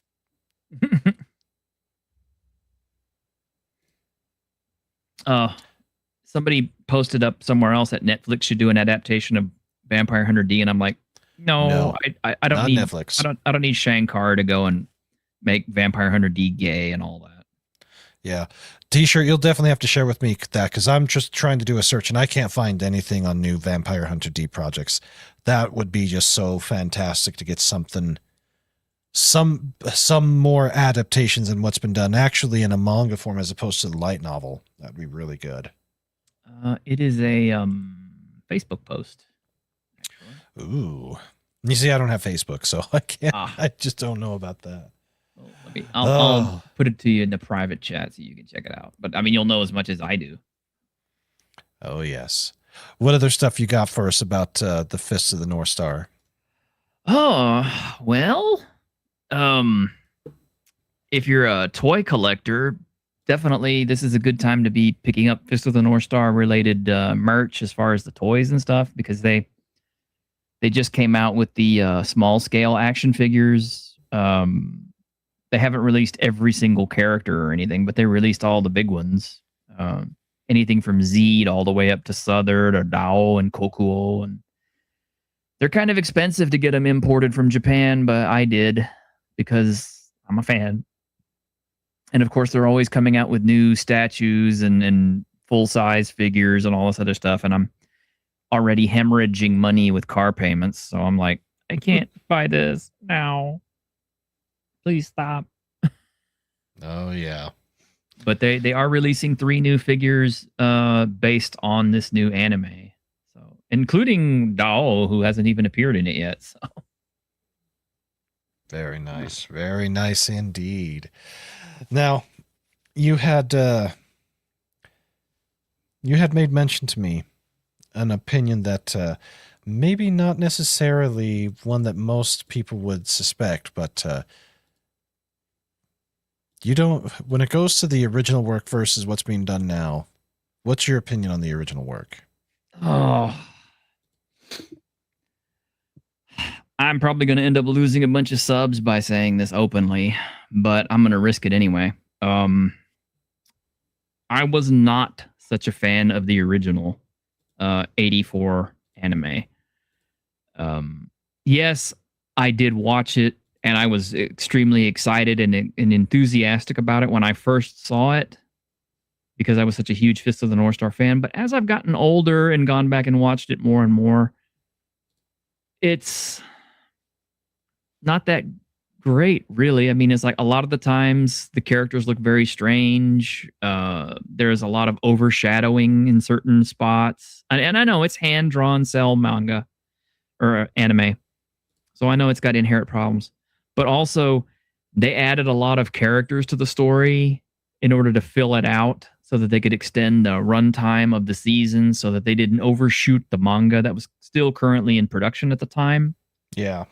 They changed a lot of story arcs and other things that I didn't care for that.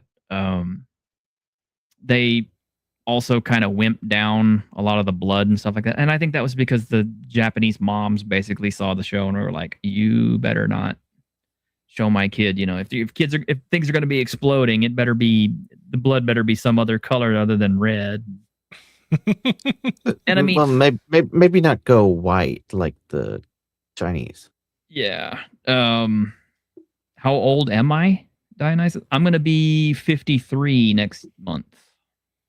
Yeah, and I'm going to be 46 in October. Yeah. And, you know, I liked the 84 anime for what it was, but it, you know, people keep trying to hold it up like this holy grail that can't be, you know, dethroned by anything, including the 2026 anime. And I think it's been a real stumbling block for the 2026 anime because immediately everybody wants to compare the old anime to the new one. And I'm kind of like, guys, they're almost 2 entirely different animals, because this new one is pretty much following the manga almost letter for letter perfect, shot for shot perfect in some cases. Well, in this case, they have it, whereas before they didn't. And it's just like with any other popular manga that gets an anime adaptation way too soon. One Piece being one of them.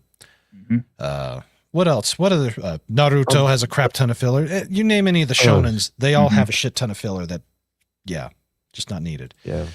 You are shocked. Now, I did bring us that great soundtrack. But honestly, yes. I really kind of like the new soundtrack better than the old one. And I know that's sad because, you know, the composer has passed away recently. And I did a video on that. But, you know, the old, you know, bombastic horns and all that stuff, it really kind of, it feels aged. Like it belongs to almost like Chinese kung fu cinema type stuff rather than, you know, anime. I think the new soundtracks are really good. They have rich warmth to them with the strings and things. They fit the scenes perfectly. I love this new composer a lot, and I can't wait to get the soundtrack album. You know, it's just, you know, the thing is, people put that old 84 anime on a pedestal, and it was good for what it was at the time.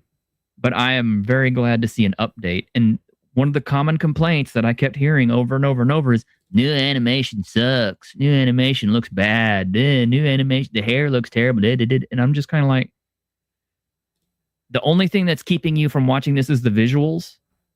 Because, that means you're overlooking how good the soundtrack is. You're overlooking how good the voices are. You're overlooking how close it is to the story, how faithful it is, over just how the visuals don't look good to you. I'm just kind of like, you're gatekeeping yourself out of watching a good show. And there's no reason you can't love both. There's no explicit rule out there that says you can only like the 2026 anime or the 84 anime. You can't love both. You can love both. It's fine. Nobody's going to judge you.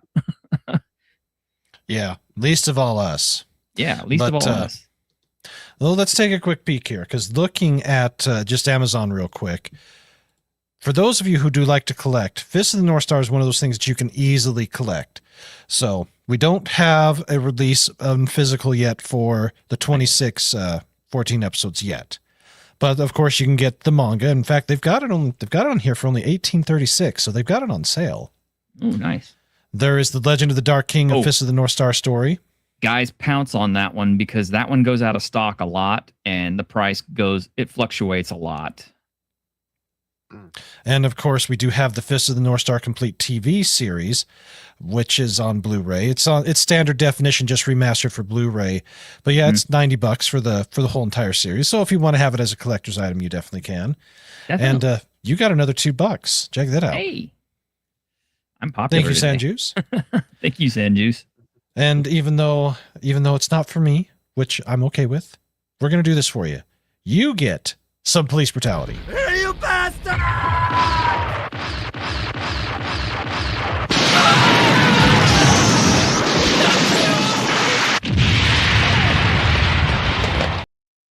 I love that. I do too. And if you're not careful, I'm going to take you to the stairs. Release restraint level 1. Level what? Oh, fuck! You know, they say that TV makes you violent. But I say not having my TV is making me pretty fucking violent. I'm near the stairs. Gotta get to the stairs. If I could just get up the stairs, fuck. Come on, you were talking all that good shit a moment ago. I love that. I love that. I blew your fucking leg off. I think I've watched that thing like 15 times already in the past few years, because it's funny. I go back and rewatch it all the time just because I laugh my ass off every single time. Yes, indeed. And yeah, visuals are important. And as I said, with the current season or the current show, they did get them better. They improved a lot. It did. Yeah. But the old one. I mean, I had people trying to tell me, like, this looks as bad as the 2016 Berserk. And I'm like, motherfucker, you are lying. Yeah. You are straight up lying. Nothing looks as bad as 2016 Berserk. Yeah. That one's just straight up ass. Yes. And I'll tell you the sad thing, too. I was happy as hell to get 2016 Berserk, because at that time, the manga wasn't being made. So I was, it wasn't being translated into the United States yet. Yeah. So when I got that, I watched the hell out of it. And I was so happy to get it, because it was my only source for Berserk at the time. And then, bless them, Dark Horse started coming out with the big giant black volumes, and I started buying all those religiously. So now they're all stacked up in my room. Yep, that they are. Nice. Let's see what's on the next screen here. So more of the manga, all the manga releases, the new Fist of the North Star Complete Collection. Yeah, that's expensive. Yeah, that's because it's a DVD release that is no longer in print, and it's adapting the new Fist of the North Star. It's like I forget what it's called, like the Scary City or the Violent City or something like that. But it happens after the Fist of the North Star manga continuity ends, and it's kind of like an afterthought. But it's okay. It's worth watching. And then, the Fist of the North Star Legend of Rao that's underneath, that's part of the OVA series. those are must buys. Yes, yes, they Especially are. that one, because that one has the Souther fight. Yeah, that's a good one to have. This one is not. Although that's pretty funny that it's so bad that it's only Wow, $83 for that. Yeah. I'm not gonna lie to you, okay? I actually like that movie. Not because it's a good movie. I mean, it's a terrible movie. But Gary Daniels was as close to Kenshido as anybody could ever get. His moves were on point. His look was on point. If he'd have been a better actor and they'd have had more money and a better script, that film might have been remembered for being an awesome movie and not just like a laughably bad one. and not the ass that it was. Yeah. Speaking Well, of looky ass here. that it was, we're thankful that 26 didn't censor mommy. Yeah, we got mommy a booby in the new one. Yes, we did. Mhm. It wasn't very long, but it was artfully done, tastefully done. It was. I mean, they left underwear on at least.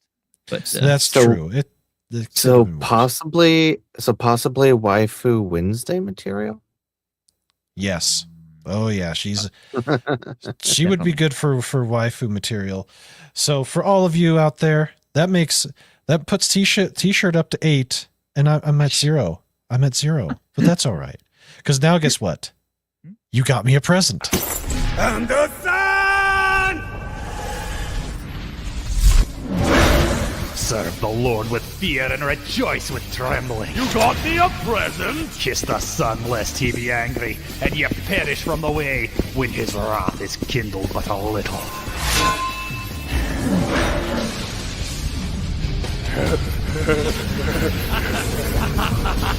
Right this way, Gridby. Hey, you don't have the bitches love cannons one, do you?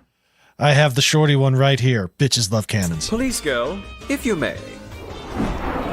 Bitches love cannons. Oh, fuck, that's an anti-tank rifle. Oh, fuck, that's an anti-tank rifle! I love that. I love that. Bitches love Yes. cannons. Yeah, they made a very powerful point with that. He just didn't do it just because he wanted to see some opie. He did it to make a point.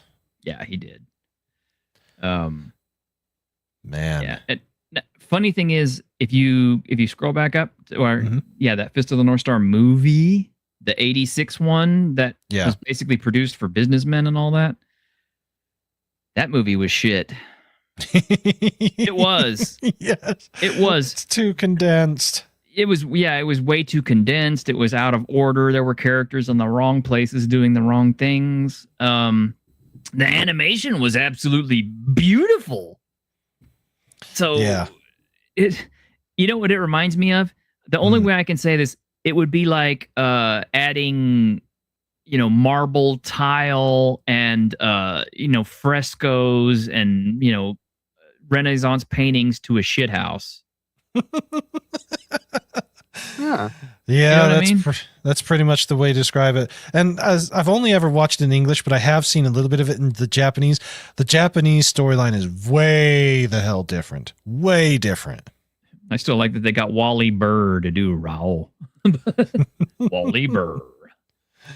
Yes. Yes, indeed. Those there are we the go. Old DVDs.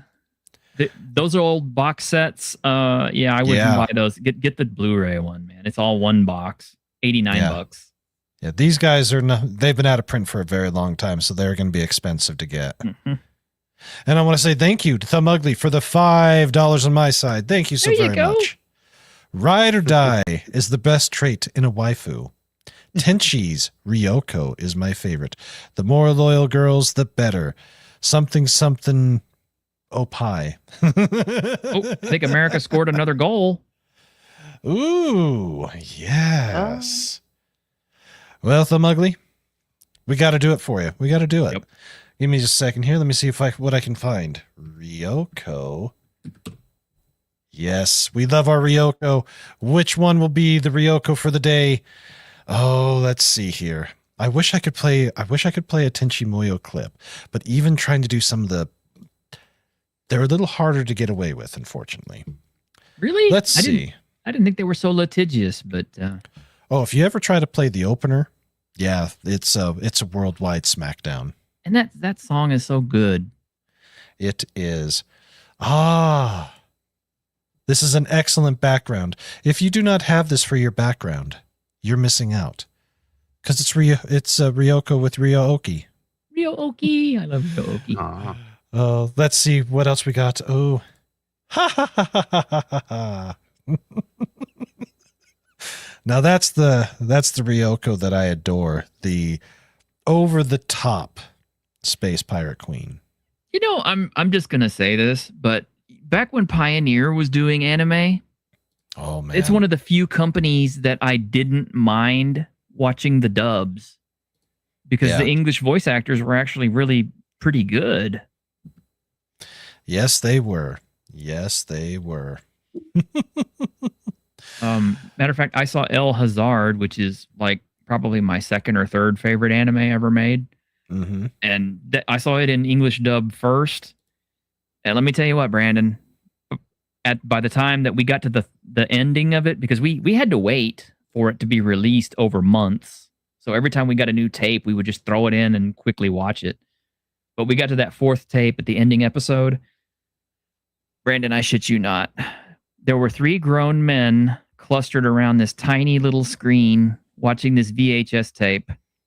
And we were all fucking sobbing and crying and everything at the end of El Hazard. Wow. Yeah. I mean, grown men. Clifton, we're going to have to add that to the Sunday watch list. So for all of you who are new, who have never been here, on Sunday mornings right now, we are doing a watch party, typically at 10 a.m. Eastern time. We are buzzing through the original Dragon Ball, and we're going to be watching Skeleton Knight in Another World Season 2. Ooh, I haven't seen Season 2 yet. Yeah, it's coming out. We've got a few days. It's almost here. It's almost here. I love the first season, so. Yes. We just got done rewatching the first season. I've seen it 3 times now. You know, I got to say this, but what do you guys think of Overlord at this point? I've only seen the first season. I do want to finish it, but it's one of those that I think has fallen off.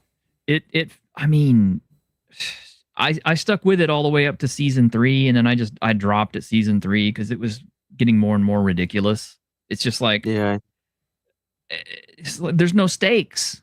The guy's so powerful that literally there's nothing anybody can do against him. That is true. Yeah, I'm sorry, Marcel. It's one of your favorites. I'm sorry, but I mean, it's okay to watch through, but for me, honestly, it's like a one-time watch through. Yeah, Thumb Ugly. Yeah, the first season is good. The rest evaporated. I agree. I hope Skeleton Knight doesn't turn out that way because I like the first season. Too. I get really tired of the anime isekai hero is so powerful that nothing can challenge him trope. It gets very old. He has an idea of his power, but he's nowhere near the top of it. Let's see, there he is, Skeleton Knight in Another World. Oh, and we are getting season 2 of what was it called? I went to another world and became a sword. I can't remember the name. Yes, Sword Daddy. Sword Daddy. Yes, reincarnated as a sword. That's it. Yeah, we get that at the end of the year. Yes. So that'll be a fall one. Yeah, we don't have any new previews for it yet, but I'm hoping we will here soon because I definitely need to do a preview for it. But, Thumb Ugly. I agree. I love Skeleton Knight because it is the antithesis of Overlord. I agree. Yes, it is. But yeah, as you can see, my watch list for this season's pretty full. My first show just dropped, The Villager of Level 999. I'm going to check it out. And I've been doing previews again. And so far, I'm up to Chainsmoking Cat. Clifton got his second one done. I got a few. I need to get Kaiju Girl Carmelise done. So if you want to watch or check out the previews that I've done, I'm going to be posting up throughout the rest of this week and the rest of next week because most of the shows don't come out till next week, or at least the big ones. But if you're wanting something new to watch, this is my personal watch list that I'm starting with. As far as what I'll end with is another story, but let's do a quick run through.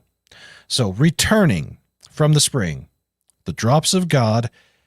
There are enough weirdos out there that bitch and moan, why aren't there stuff for adults? This is a story about adults for adults. Watch it. And of course, Bookworm. Yeah. Yeah. This is a story about, a son being estranged from his father. Father dies, and he has one task for him to do in his will: to identify the 12 apostles and then the last top drop of God, wine. The kid never liked wine. He despised it because his father was always so into it. But when his father adopts a wine critic as his son, it forces the young man to basically confront his father in the afterlife type of deal while he's still here. It's a fascinating show. I absolutely love it. Watch it. It's good. It sounds original, which is nice. Yeah. Well, the thing is, this manga is older and it's finished. 44 volumes dating back to 2004 through 2014. That's not a short series. So there's a lot there. Yeah. But it's damn good. Bookworm. Yeah, I love it. As far as the new stuff, Villager of level 999. This one just looks goofy.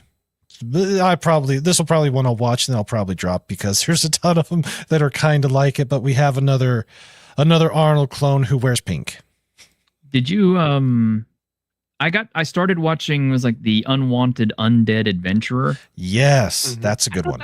I thought that was pretty good. I need to finish it. Oh yeah, definitely finish it. It's getting the second season. Definitely finish it.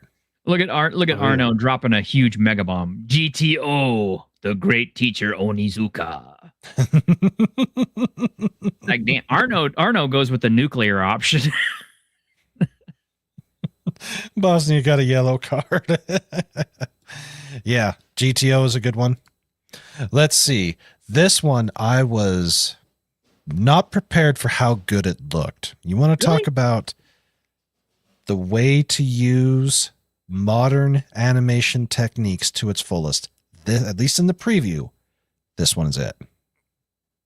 Oh, gotta check it out. And it's on Crunchyroll, of course. Yeah, of course it's on. It's gonna crunchy your roll. Now, Chainsmoker Cat, you'll have to one second. Goal. 2-0. Yes, the USA is on top. We cannot be beaten. Anyways, this one is on Ocean Vale and YouTube and Netflix. Unedited on Ocean Vale, huh? Yes, Ocean Vale. For those of you who are unfamiliar with them, they're a fairly new startup. Their specialty is niche. And when I say niche, I mean the stuff that Crunchyroll wouldn't touch with a 10-foot pole. That list is getting bigger and bigger every year, though. Yes, it is. So this one, I've watched the preview. I laughed my ass off at it. I'm definitely watch it. Kaiju Girl Carmelise. Yeah. What happens when a girl is a kaiju? This one will be fun. I think this one will be fun. The Frontier Lord begins with 0 subjects. This one, I wasn't sure who was going to pick it up, but it's going to Crunchyroll. They just barely picked it up. But, light novel, manga, see how a person builds a kingdom. And yes, the sooner that they crash and burn, the better. Indeed. What's next? Drops of God, Skelly. Okay. I have an affinity towards food shows. I've never seen Food Wars, but Delicious in Dungeon, I absolutely adored. Yes, that was great. I'm waiting for season 2. Oh, go ahead. I said, yeah, I'm dying for season 2. But the other one, and I bet you've watched this one, is Campfire Cooking in Another World with My Absurd Skill. I loved it too. It's so good. Sui, my friend and I were watching it, and we pretty much just agreed. We said, this is the Sui show now. Yes, who doesn't love Sui? We gotta love it. We love slimes. Mm-hmm. Hound, no. You know what? See, his chat knows. See, now I'm forced to do this. You must repent. Desmo die! Our assumptions are confirmed! What? He has a suspicious brother? Is he good to the fall? Make him repent! Yes, you must repent. Okay, thanks to you, I have now subscribed to Ocean Vales. Yes, Ocean Vale has a very interesting set of of shows. Oh my. Yeah. This is kind of what I thought what is it, High Dive was going to be at first, but they kind of didn't go quite this deep. No, they didn't. They did not. High Dive is still damn good though. Yes. So Iron Walk John is picked up by Crunchyroll. Similar shows to it, assuming this thing will load, because their site's being a beach right now. Oh wow, Time of Eve actually is on Ocean Vale. I have that on Blu-ray. I've had it for years, but still. Ah. Yes, indeed. Let's see. Sparks of Tomorrow. This is let's see. This was the last one you did, right, Clifton? This was the last one I did. Okay. It's not very often that you get a show in 1907 Japan. So this one's going to be different. It's kind of steampunky, so yeah, it looks pretty good. He's a sake brewer. Yeah, the main female brewer. protagonist. Yeah, I her father is sake brewer. Oh, this will be interesting. I cannot wait to watch the preview of it and get it uploaded, that one will be available tomorrow. So, yes. And of course, Clifton does a way the hell better job with editing than I do. I openly admit it. I'm a very basic video editor. I can't do what he does in T-shirt. I won't even try to do what you do. You two are kings compared to me. I can't do it. Oh, I mean, all credit to Animane on the videos, because he's my guy for all my videos. And stuff is just, I mean, it's great. Have you seen the latest video I did for episode 14? Yes, I did. Everybody keeps complimenting the Ayuchi segment. The simultaneous hit. they love that one for some reason. If you get it, here's all I'm going to say about Do You Like Big Girls? Yeah. That's all I'm going to say. Let's see. We've got Mushoku Tensei Season 3 coming out. I'll never kink shame you, Arno. Don't worry. Yeah, no kink shaming. A livid lady's guide to getting even. Let's see. Who picked this one up? Crunchyroll did, of course. Of course. This one has an interesting premise to it. The Forsaken Saintess and her foodie road trip in another world.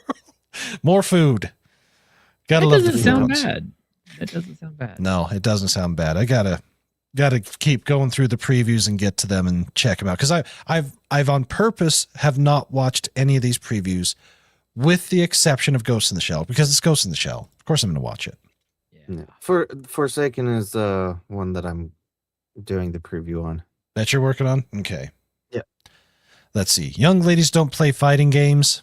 Yeah. And of course, go ahead. I was gonna say, it's like young ladies don't play fighting games. You guys did see the one on Netflix. What was it? One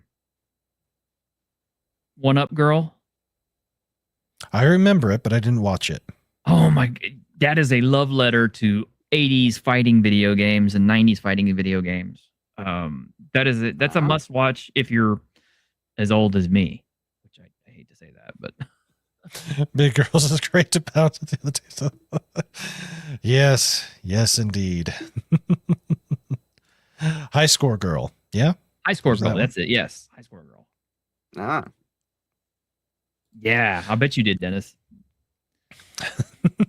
I mean, I blew lots of quarters on video games back then in the day, so I definitely remember. I don't remember how many wallet full of $5 bills that Street Fighter ate from me. But. Oh yeah, I remember when Street Fighter Mortal Kombat came out. That was fun times. Definitely. Ghost in the Shell. Yeah, this one. Yep, I'd come up from hell myself to come collect this one. Mm-hmm. Yeah, this one's going to be good. When is that finally coming? It's the 7th. Oh, wow. Just a few days. And this one's on Prime. So you'll have to either get Prime or you'll have to go don your straw hat. I think that one is going to probably dethrone Fist of the North Star, but Probably. that's okay. That's okay. I mean, you know. Well, if you're going to lose, you might as well lose to someone that obviously took inspiration. Definitely. I mean, that's not a bad thing to lose to. No, it's not. The next, the saga of Tanya the Evil. Tanya the Evil. It's not like we've waited for any amount of time for that one. Yeah, 8 years. Cleavitus. Yes. More Looking Cleavitus. forward to that. Old Country Bumpkin. Another Prime show. That one was really good. I really liked it. Smoking Behind the Supermarket with You. I am so looking forward to this one. Really? Why? It looks absolutely fantastic. It's a little more grown up, and just it feels like a nice cozy anime to watch after a long hard day of work. Hey Brandon. Yeah. The Forsaken Saintess and her foodie road trip in another world. Mm-hmm. Okay, so that hasn't actually premiered yet, but it will be on Crunchyroll. It says it's streaming on High Dive, not Crunchyroll. High Dive picked up that one. Okay, that's why I couldn't find it. Yeah, this one's just going to be one of those goofy, fun isekai. I can just tell it's going to be fun. But yeah, if you get a chance to watch Clifton's preview he did for it, very good, very, very good. And now I've learned something. Appleseed is in the same universe as Ghost in the Shell. It's just after in the timeline. Yeah, and the one that never gets talked about, and I think is actually, I hate to say it, it's probably better than both the other ones in its own way, is Black Magic. Yeah. Yeah, it's been a while since I've seen Black Magic, but yeah. I still have to finish Tojima Wants to Be a Common Rider. That one. That's funny. If you get a chance, T-shirt, that's one you need to watch. Oh, I've watched the first 3 episodes because Ironcaster wouldn't leave me alone. I'm glad though, because it's good. Yes, it is. It is good. Yeah, M66 Black Magic is amazing. M66 is good, but the actual original comic that the manga that came out is really good, and you can see the nucleus of Ghost in the Shell in it, but it also has elements of Appleseed in it. And I think you can still get the collected edition from Dark Horse Publishing. Yes, that you can. I remember they're actually putting out an omnibus of it, a whole brand new big book here. That's the one I'm thinking of. Ooh. Yes, there are some good waifus in that one. Yes, there are. And the last one that's going to air, Hanasori-san. Let's see. Yeah, Hananori still wants to fight in the next life. Why not? Once the Demon King, now a shut-in NEET. Well, that's one way to go. Mm-hmm. Oh, yes. It's good stuff. So yeah, my summer plate is twice as large as my spring plate was. And of course, finishing up Dragon Ball. But since we were on the foodie kick, I decided to watch Bartender from 2024. Oh, is that good? Oh. And then watch the original Bartender from 2006. It's almost like I'm in 2 different universes. Here's what I'll say with the original Bartender. If I remember correctly, you have seen the Pet Shop of Horrors. Mm-hmm. This has a very similar story structure style with how it transitions from certain scenes, and the jump is, in some cases, rather sudden. And the look of it even though this is several years later, and this is not a horror show, it reminded me exactly of that. Okay. But yeah, I finished the Bartender Glass of God. I've got to watch the original. Yeah. If you're looking for something that is not with teenagers, kids, or anything like that, an actual adult type conversations, This is it. Huh. I'll have to check it So out. good. Speaking of something without kids, actually with kids, they're supposed to be doing a, I think it's a full movie from, I'm almost regret saying this, but Made in Abyss. Oh Lord. Have you actually watched the series? No, but I know enough about it to know not to get attached. It's really good, Brandon. I'm not saying this to be, weird or anything. It really is a good show. But it will absolutely tear your heart out, throw it on the ground, stomp on it, and make you just, cry through the whole show. Yeah. It will. Yeah, I guess I could do that. It's been a while since I have had something that just completely crushes me. It will. It will completely crush you, and it'll do it over and over and over.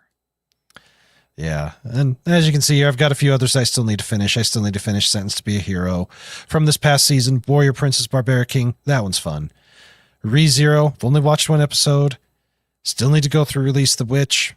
Got to finish Trigun, Dark Gathering, Hell's Paradise, Tojima, Sakamoto, Shangri-La Frontier. We're getting the third season of it here pretty soon. That was good. I like that. Yes. Shangri-La is fantastic. Mashal, Overlord, Konosuba. I laughed my ass off. That's a good. I love that series. It's so good. I laughed so bad. Oh my god, it was great. You know what still makes me die laughing to this day is the cabbages. The cabbages hitting darkness in the chest. I'm sorry. It's just those cabbages flying through the air and hitting everybody. Just like, oh my god, this is funny. And I still need to finish Danmachi. Danmachi's good too.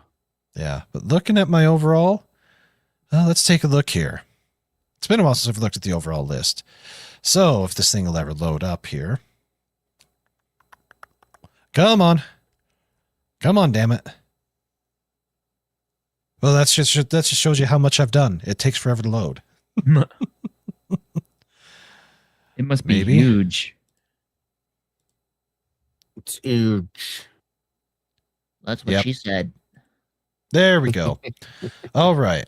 So I've completed 194 shows, 3,445 on the overall list. I've dropped 173, paused 58.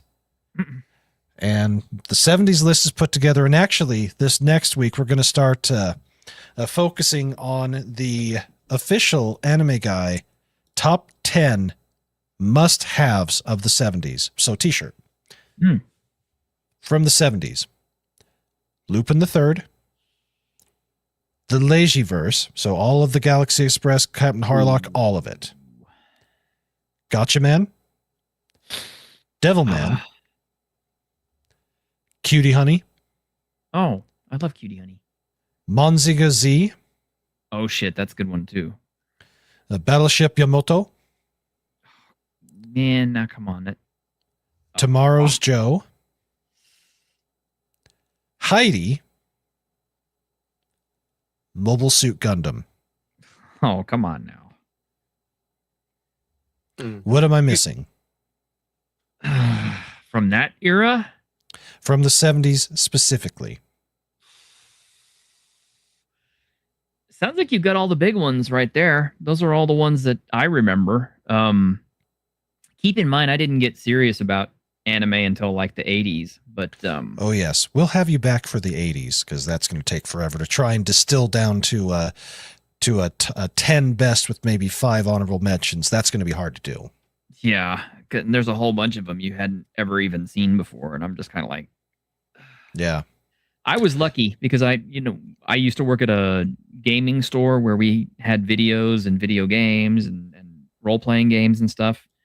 So we were very heavily invested in the anime market. And in the 90s, when Japan opened the floodgates and started shooting over tons and tons and tons of anime, we were always getting it firsthand. And so we were watching stuff that was already old in Japan at the time, but it was new to us. Yeah. And we were falling in love with it. So we saw stuff that these days, people probably like, that's so old. Yeah, well, you know, weirdos are weirdos. But I do have, to answer this question, Macross is 80s. There are 3 honorable mentions that I have. Lady Oscar, The Rose of Versailles. Get a Robo. Ooh. Maya the Bee. Come on now. Get a Robo is... Wait, Yeah. when did Machine Robo come out? I want to say that was 80s. It may have been 70s. Yeah. 87. No, Revenge of Kronos was 86. Yep, 86, 87, 88. Yeah. Okay, you know what that was, right? That was the progenitor of what in the United States would end up becoming the GoBots toys. Oh. Mm-hmm. Damn. So the United States won the game. Game's yes.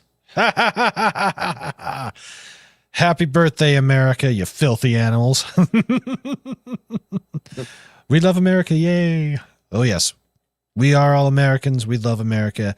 And we beat the filthy heathens. Filthy heathens. Let's see. Magnetic Rose. That sounds like it's from Memories. Yeah. There we go. It is from Memories. Mm-hmm. You see, what I'm thinking for the 80s and 90s and on up, that we'll probably have to do more of a split. Have one for TV series, have one for OVA, and then have one for movies. Because those, especially up until the 2000s, there were tons of original stuff that was coming out that was not television based. Yep. So, ooh, we were down a man, and we still won. Yeah, we were. So yeah, that's where I stand with all my anime. We've got the 70s put together, the 80s list reconstructed, 90s list reconstructed. I'm going to have to build the 2000s and everything on forward, and yeah, start putting together these parts for the book that I'm ultimately going to write from all these episodes that we're doing, talking about these particular shows. So nice. It's going to be a lot of fun. It's going to keep me busy for the rest of this year, rest of next year. So I've got at least another year left in me for doing all this, at least. So, yeah.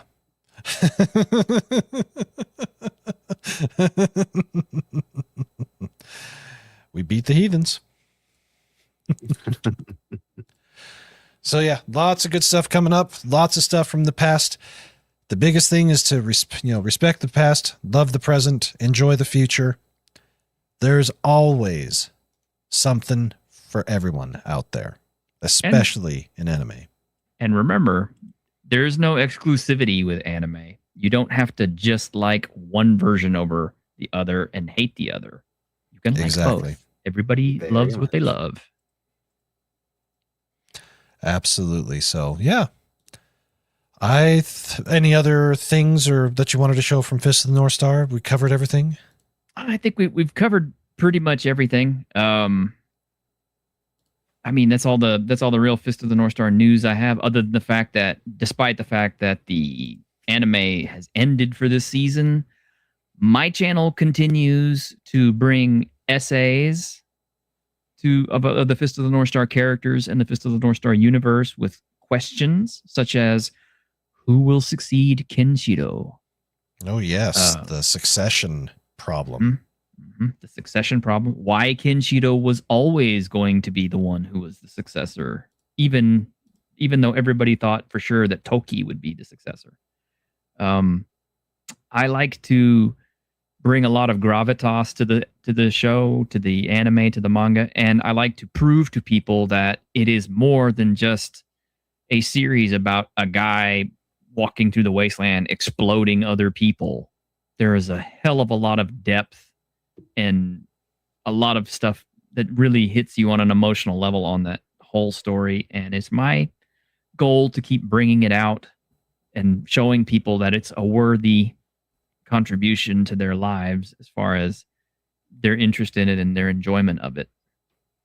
So I'll still be doing essays. I'll be doing character profiles, and if people have questions for me, I will definitely make time to give you answers. I still answer all my posts individually, so I'm not out of touch.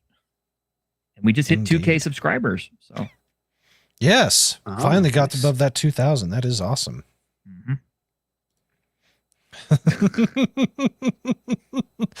Dennis, I see what you did there. But you know what? If we're going to do that, what the hell? Where is it? Yeah, that's combined. Well, brother, it's time to break out the you-know-what. Are you ready to do this? The what? Bro, what are you talking about? You dumbass. What the hell else do you think I'm talking about? We're gonna combine! We're gonna combine? They're gonna combine. They're gonna combine? They're gonna combine. Oh, please.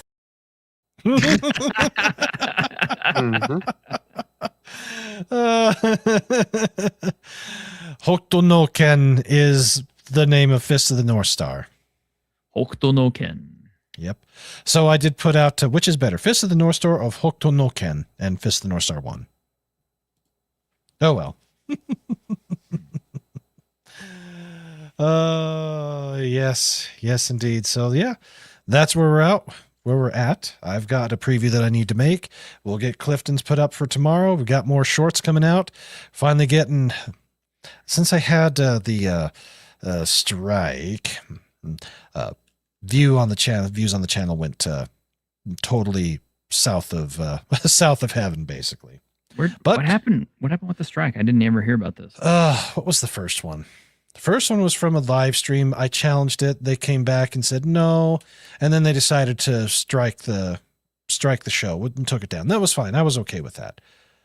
I had a preview for one of the shows last season up for almost 2 months, and some German company laid claim to it and gave me a second copyright strike. Wow. Yeah, I was pissed. Fortunately, the first one has fallen off. I've only got the one. We're sub 40 days. We're just going through, gonna get through it.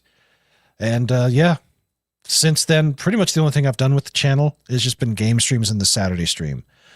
But now that we're into the new season, we're getting previews back up and going. I'm getting the shorts put back up. So I'm doing that side of things again. And it's slowly but surely picking back up. And yeah. And of course, to all those out there who watch this, your support is greatly appreciated. Advertising, I don't get a ton from the advertising because, I don't get, 10,000 plus views on all my stuff these days, but every little bit helps. And to all of you out there, I appreciate you. T-shirt, you got another 2. I did. Okay, so Cromartie High School as a Ryuga Gotoku game. You know what Ryuga Gotoku is, right? It's the Yakuza company who also made the Fist of the North Star game. Ooh. Yeah. I did not know that. Yeah. As a matter of fact, I keep wondering why the hell they don't go ahead and just bring that to PC, but apparently they want to keep it a Sony PlayStation exclusive. So, okay, fine. You want to leave money on the table, that's your problem. But yeah, especially now. Yeah, and on behalf of Germans, I have to say that was pretty fair. Never German do anything wrong, especially. Oh no! Of course not. No, not at all. I still like the fact that they protested fascism in another country. And like the Germans, really? No, but Cromartie High School is a Ryuga Gotoku game. I mean, as we've seen with Ryuga Gotoku, they can kind of make a game out of anything. Although the pirate one kind of has not very great, but the art of manly combining. There is a manly way to do it. There is. And I guess that's the way, but Bravern definitely was not the way to do it. That one was over the top. So Brennan liked the dance towards the end. No. Bad Clifton. No.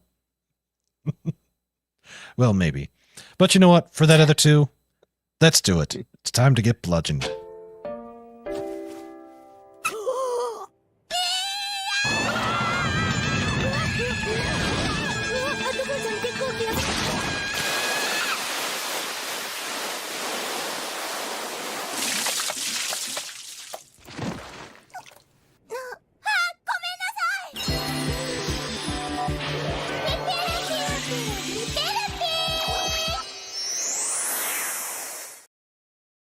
Oh my god, that's hilarious. What was that? Oh, shit. Oh, I've been told it before. Uh-oh. Putty. Is it? I think so. Sounds familiar. That's hilarious. Yeah, that's right, Doroka-chan. Yes. It's been a while since we've been bludgeoned to death. But you know what? Bludgeoning Angel Dokuro-chan. Yes. Bludgeoning Angels, right. Yeah, Sony got scammed by localizers telling them the gay was the only way. Now they're paying the price. And yes, they are the biggest Yakuza in Japan. But you know what? They could be worse. They could be Enrique Maxwell. Speaking of headaches, a very curious letter arrived for you in the mail. Enrico Maxwell? That filthy, slimy, arrogant Italian piece of Maxwell, oh, it's been far too long. I agree. You're no longer that little girl I used to know. Look at all those lines on your face. And look at all the brown on your nose. How is the Pope doing? Look at all the brown on your nose. How is the Pope these days? Oh, yes. All right. Well, this has been very entertaining, a lot of fun. I definitely appreciate you taking the time, T-shirt, being here with us today. And for all of you who are new, definitely appreciate it. For all of you who are supportive of our channels, we definitely appreciate it. And remember, until next time, y'all just spare blood. Take care, everybody. We'll see you. Bye. Bye-bye. What are you? What in the hell are you? Come on, get up, attack me! You've only suffered the loss of your legs. Transform your body, heal your severed legs, and stand! The fun has just begun. Come on, hurry!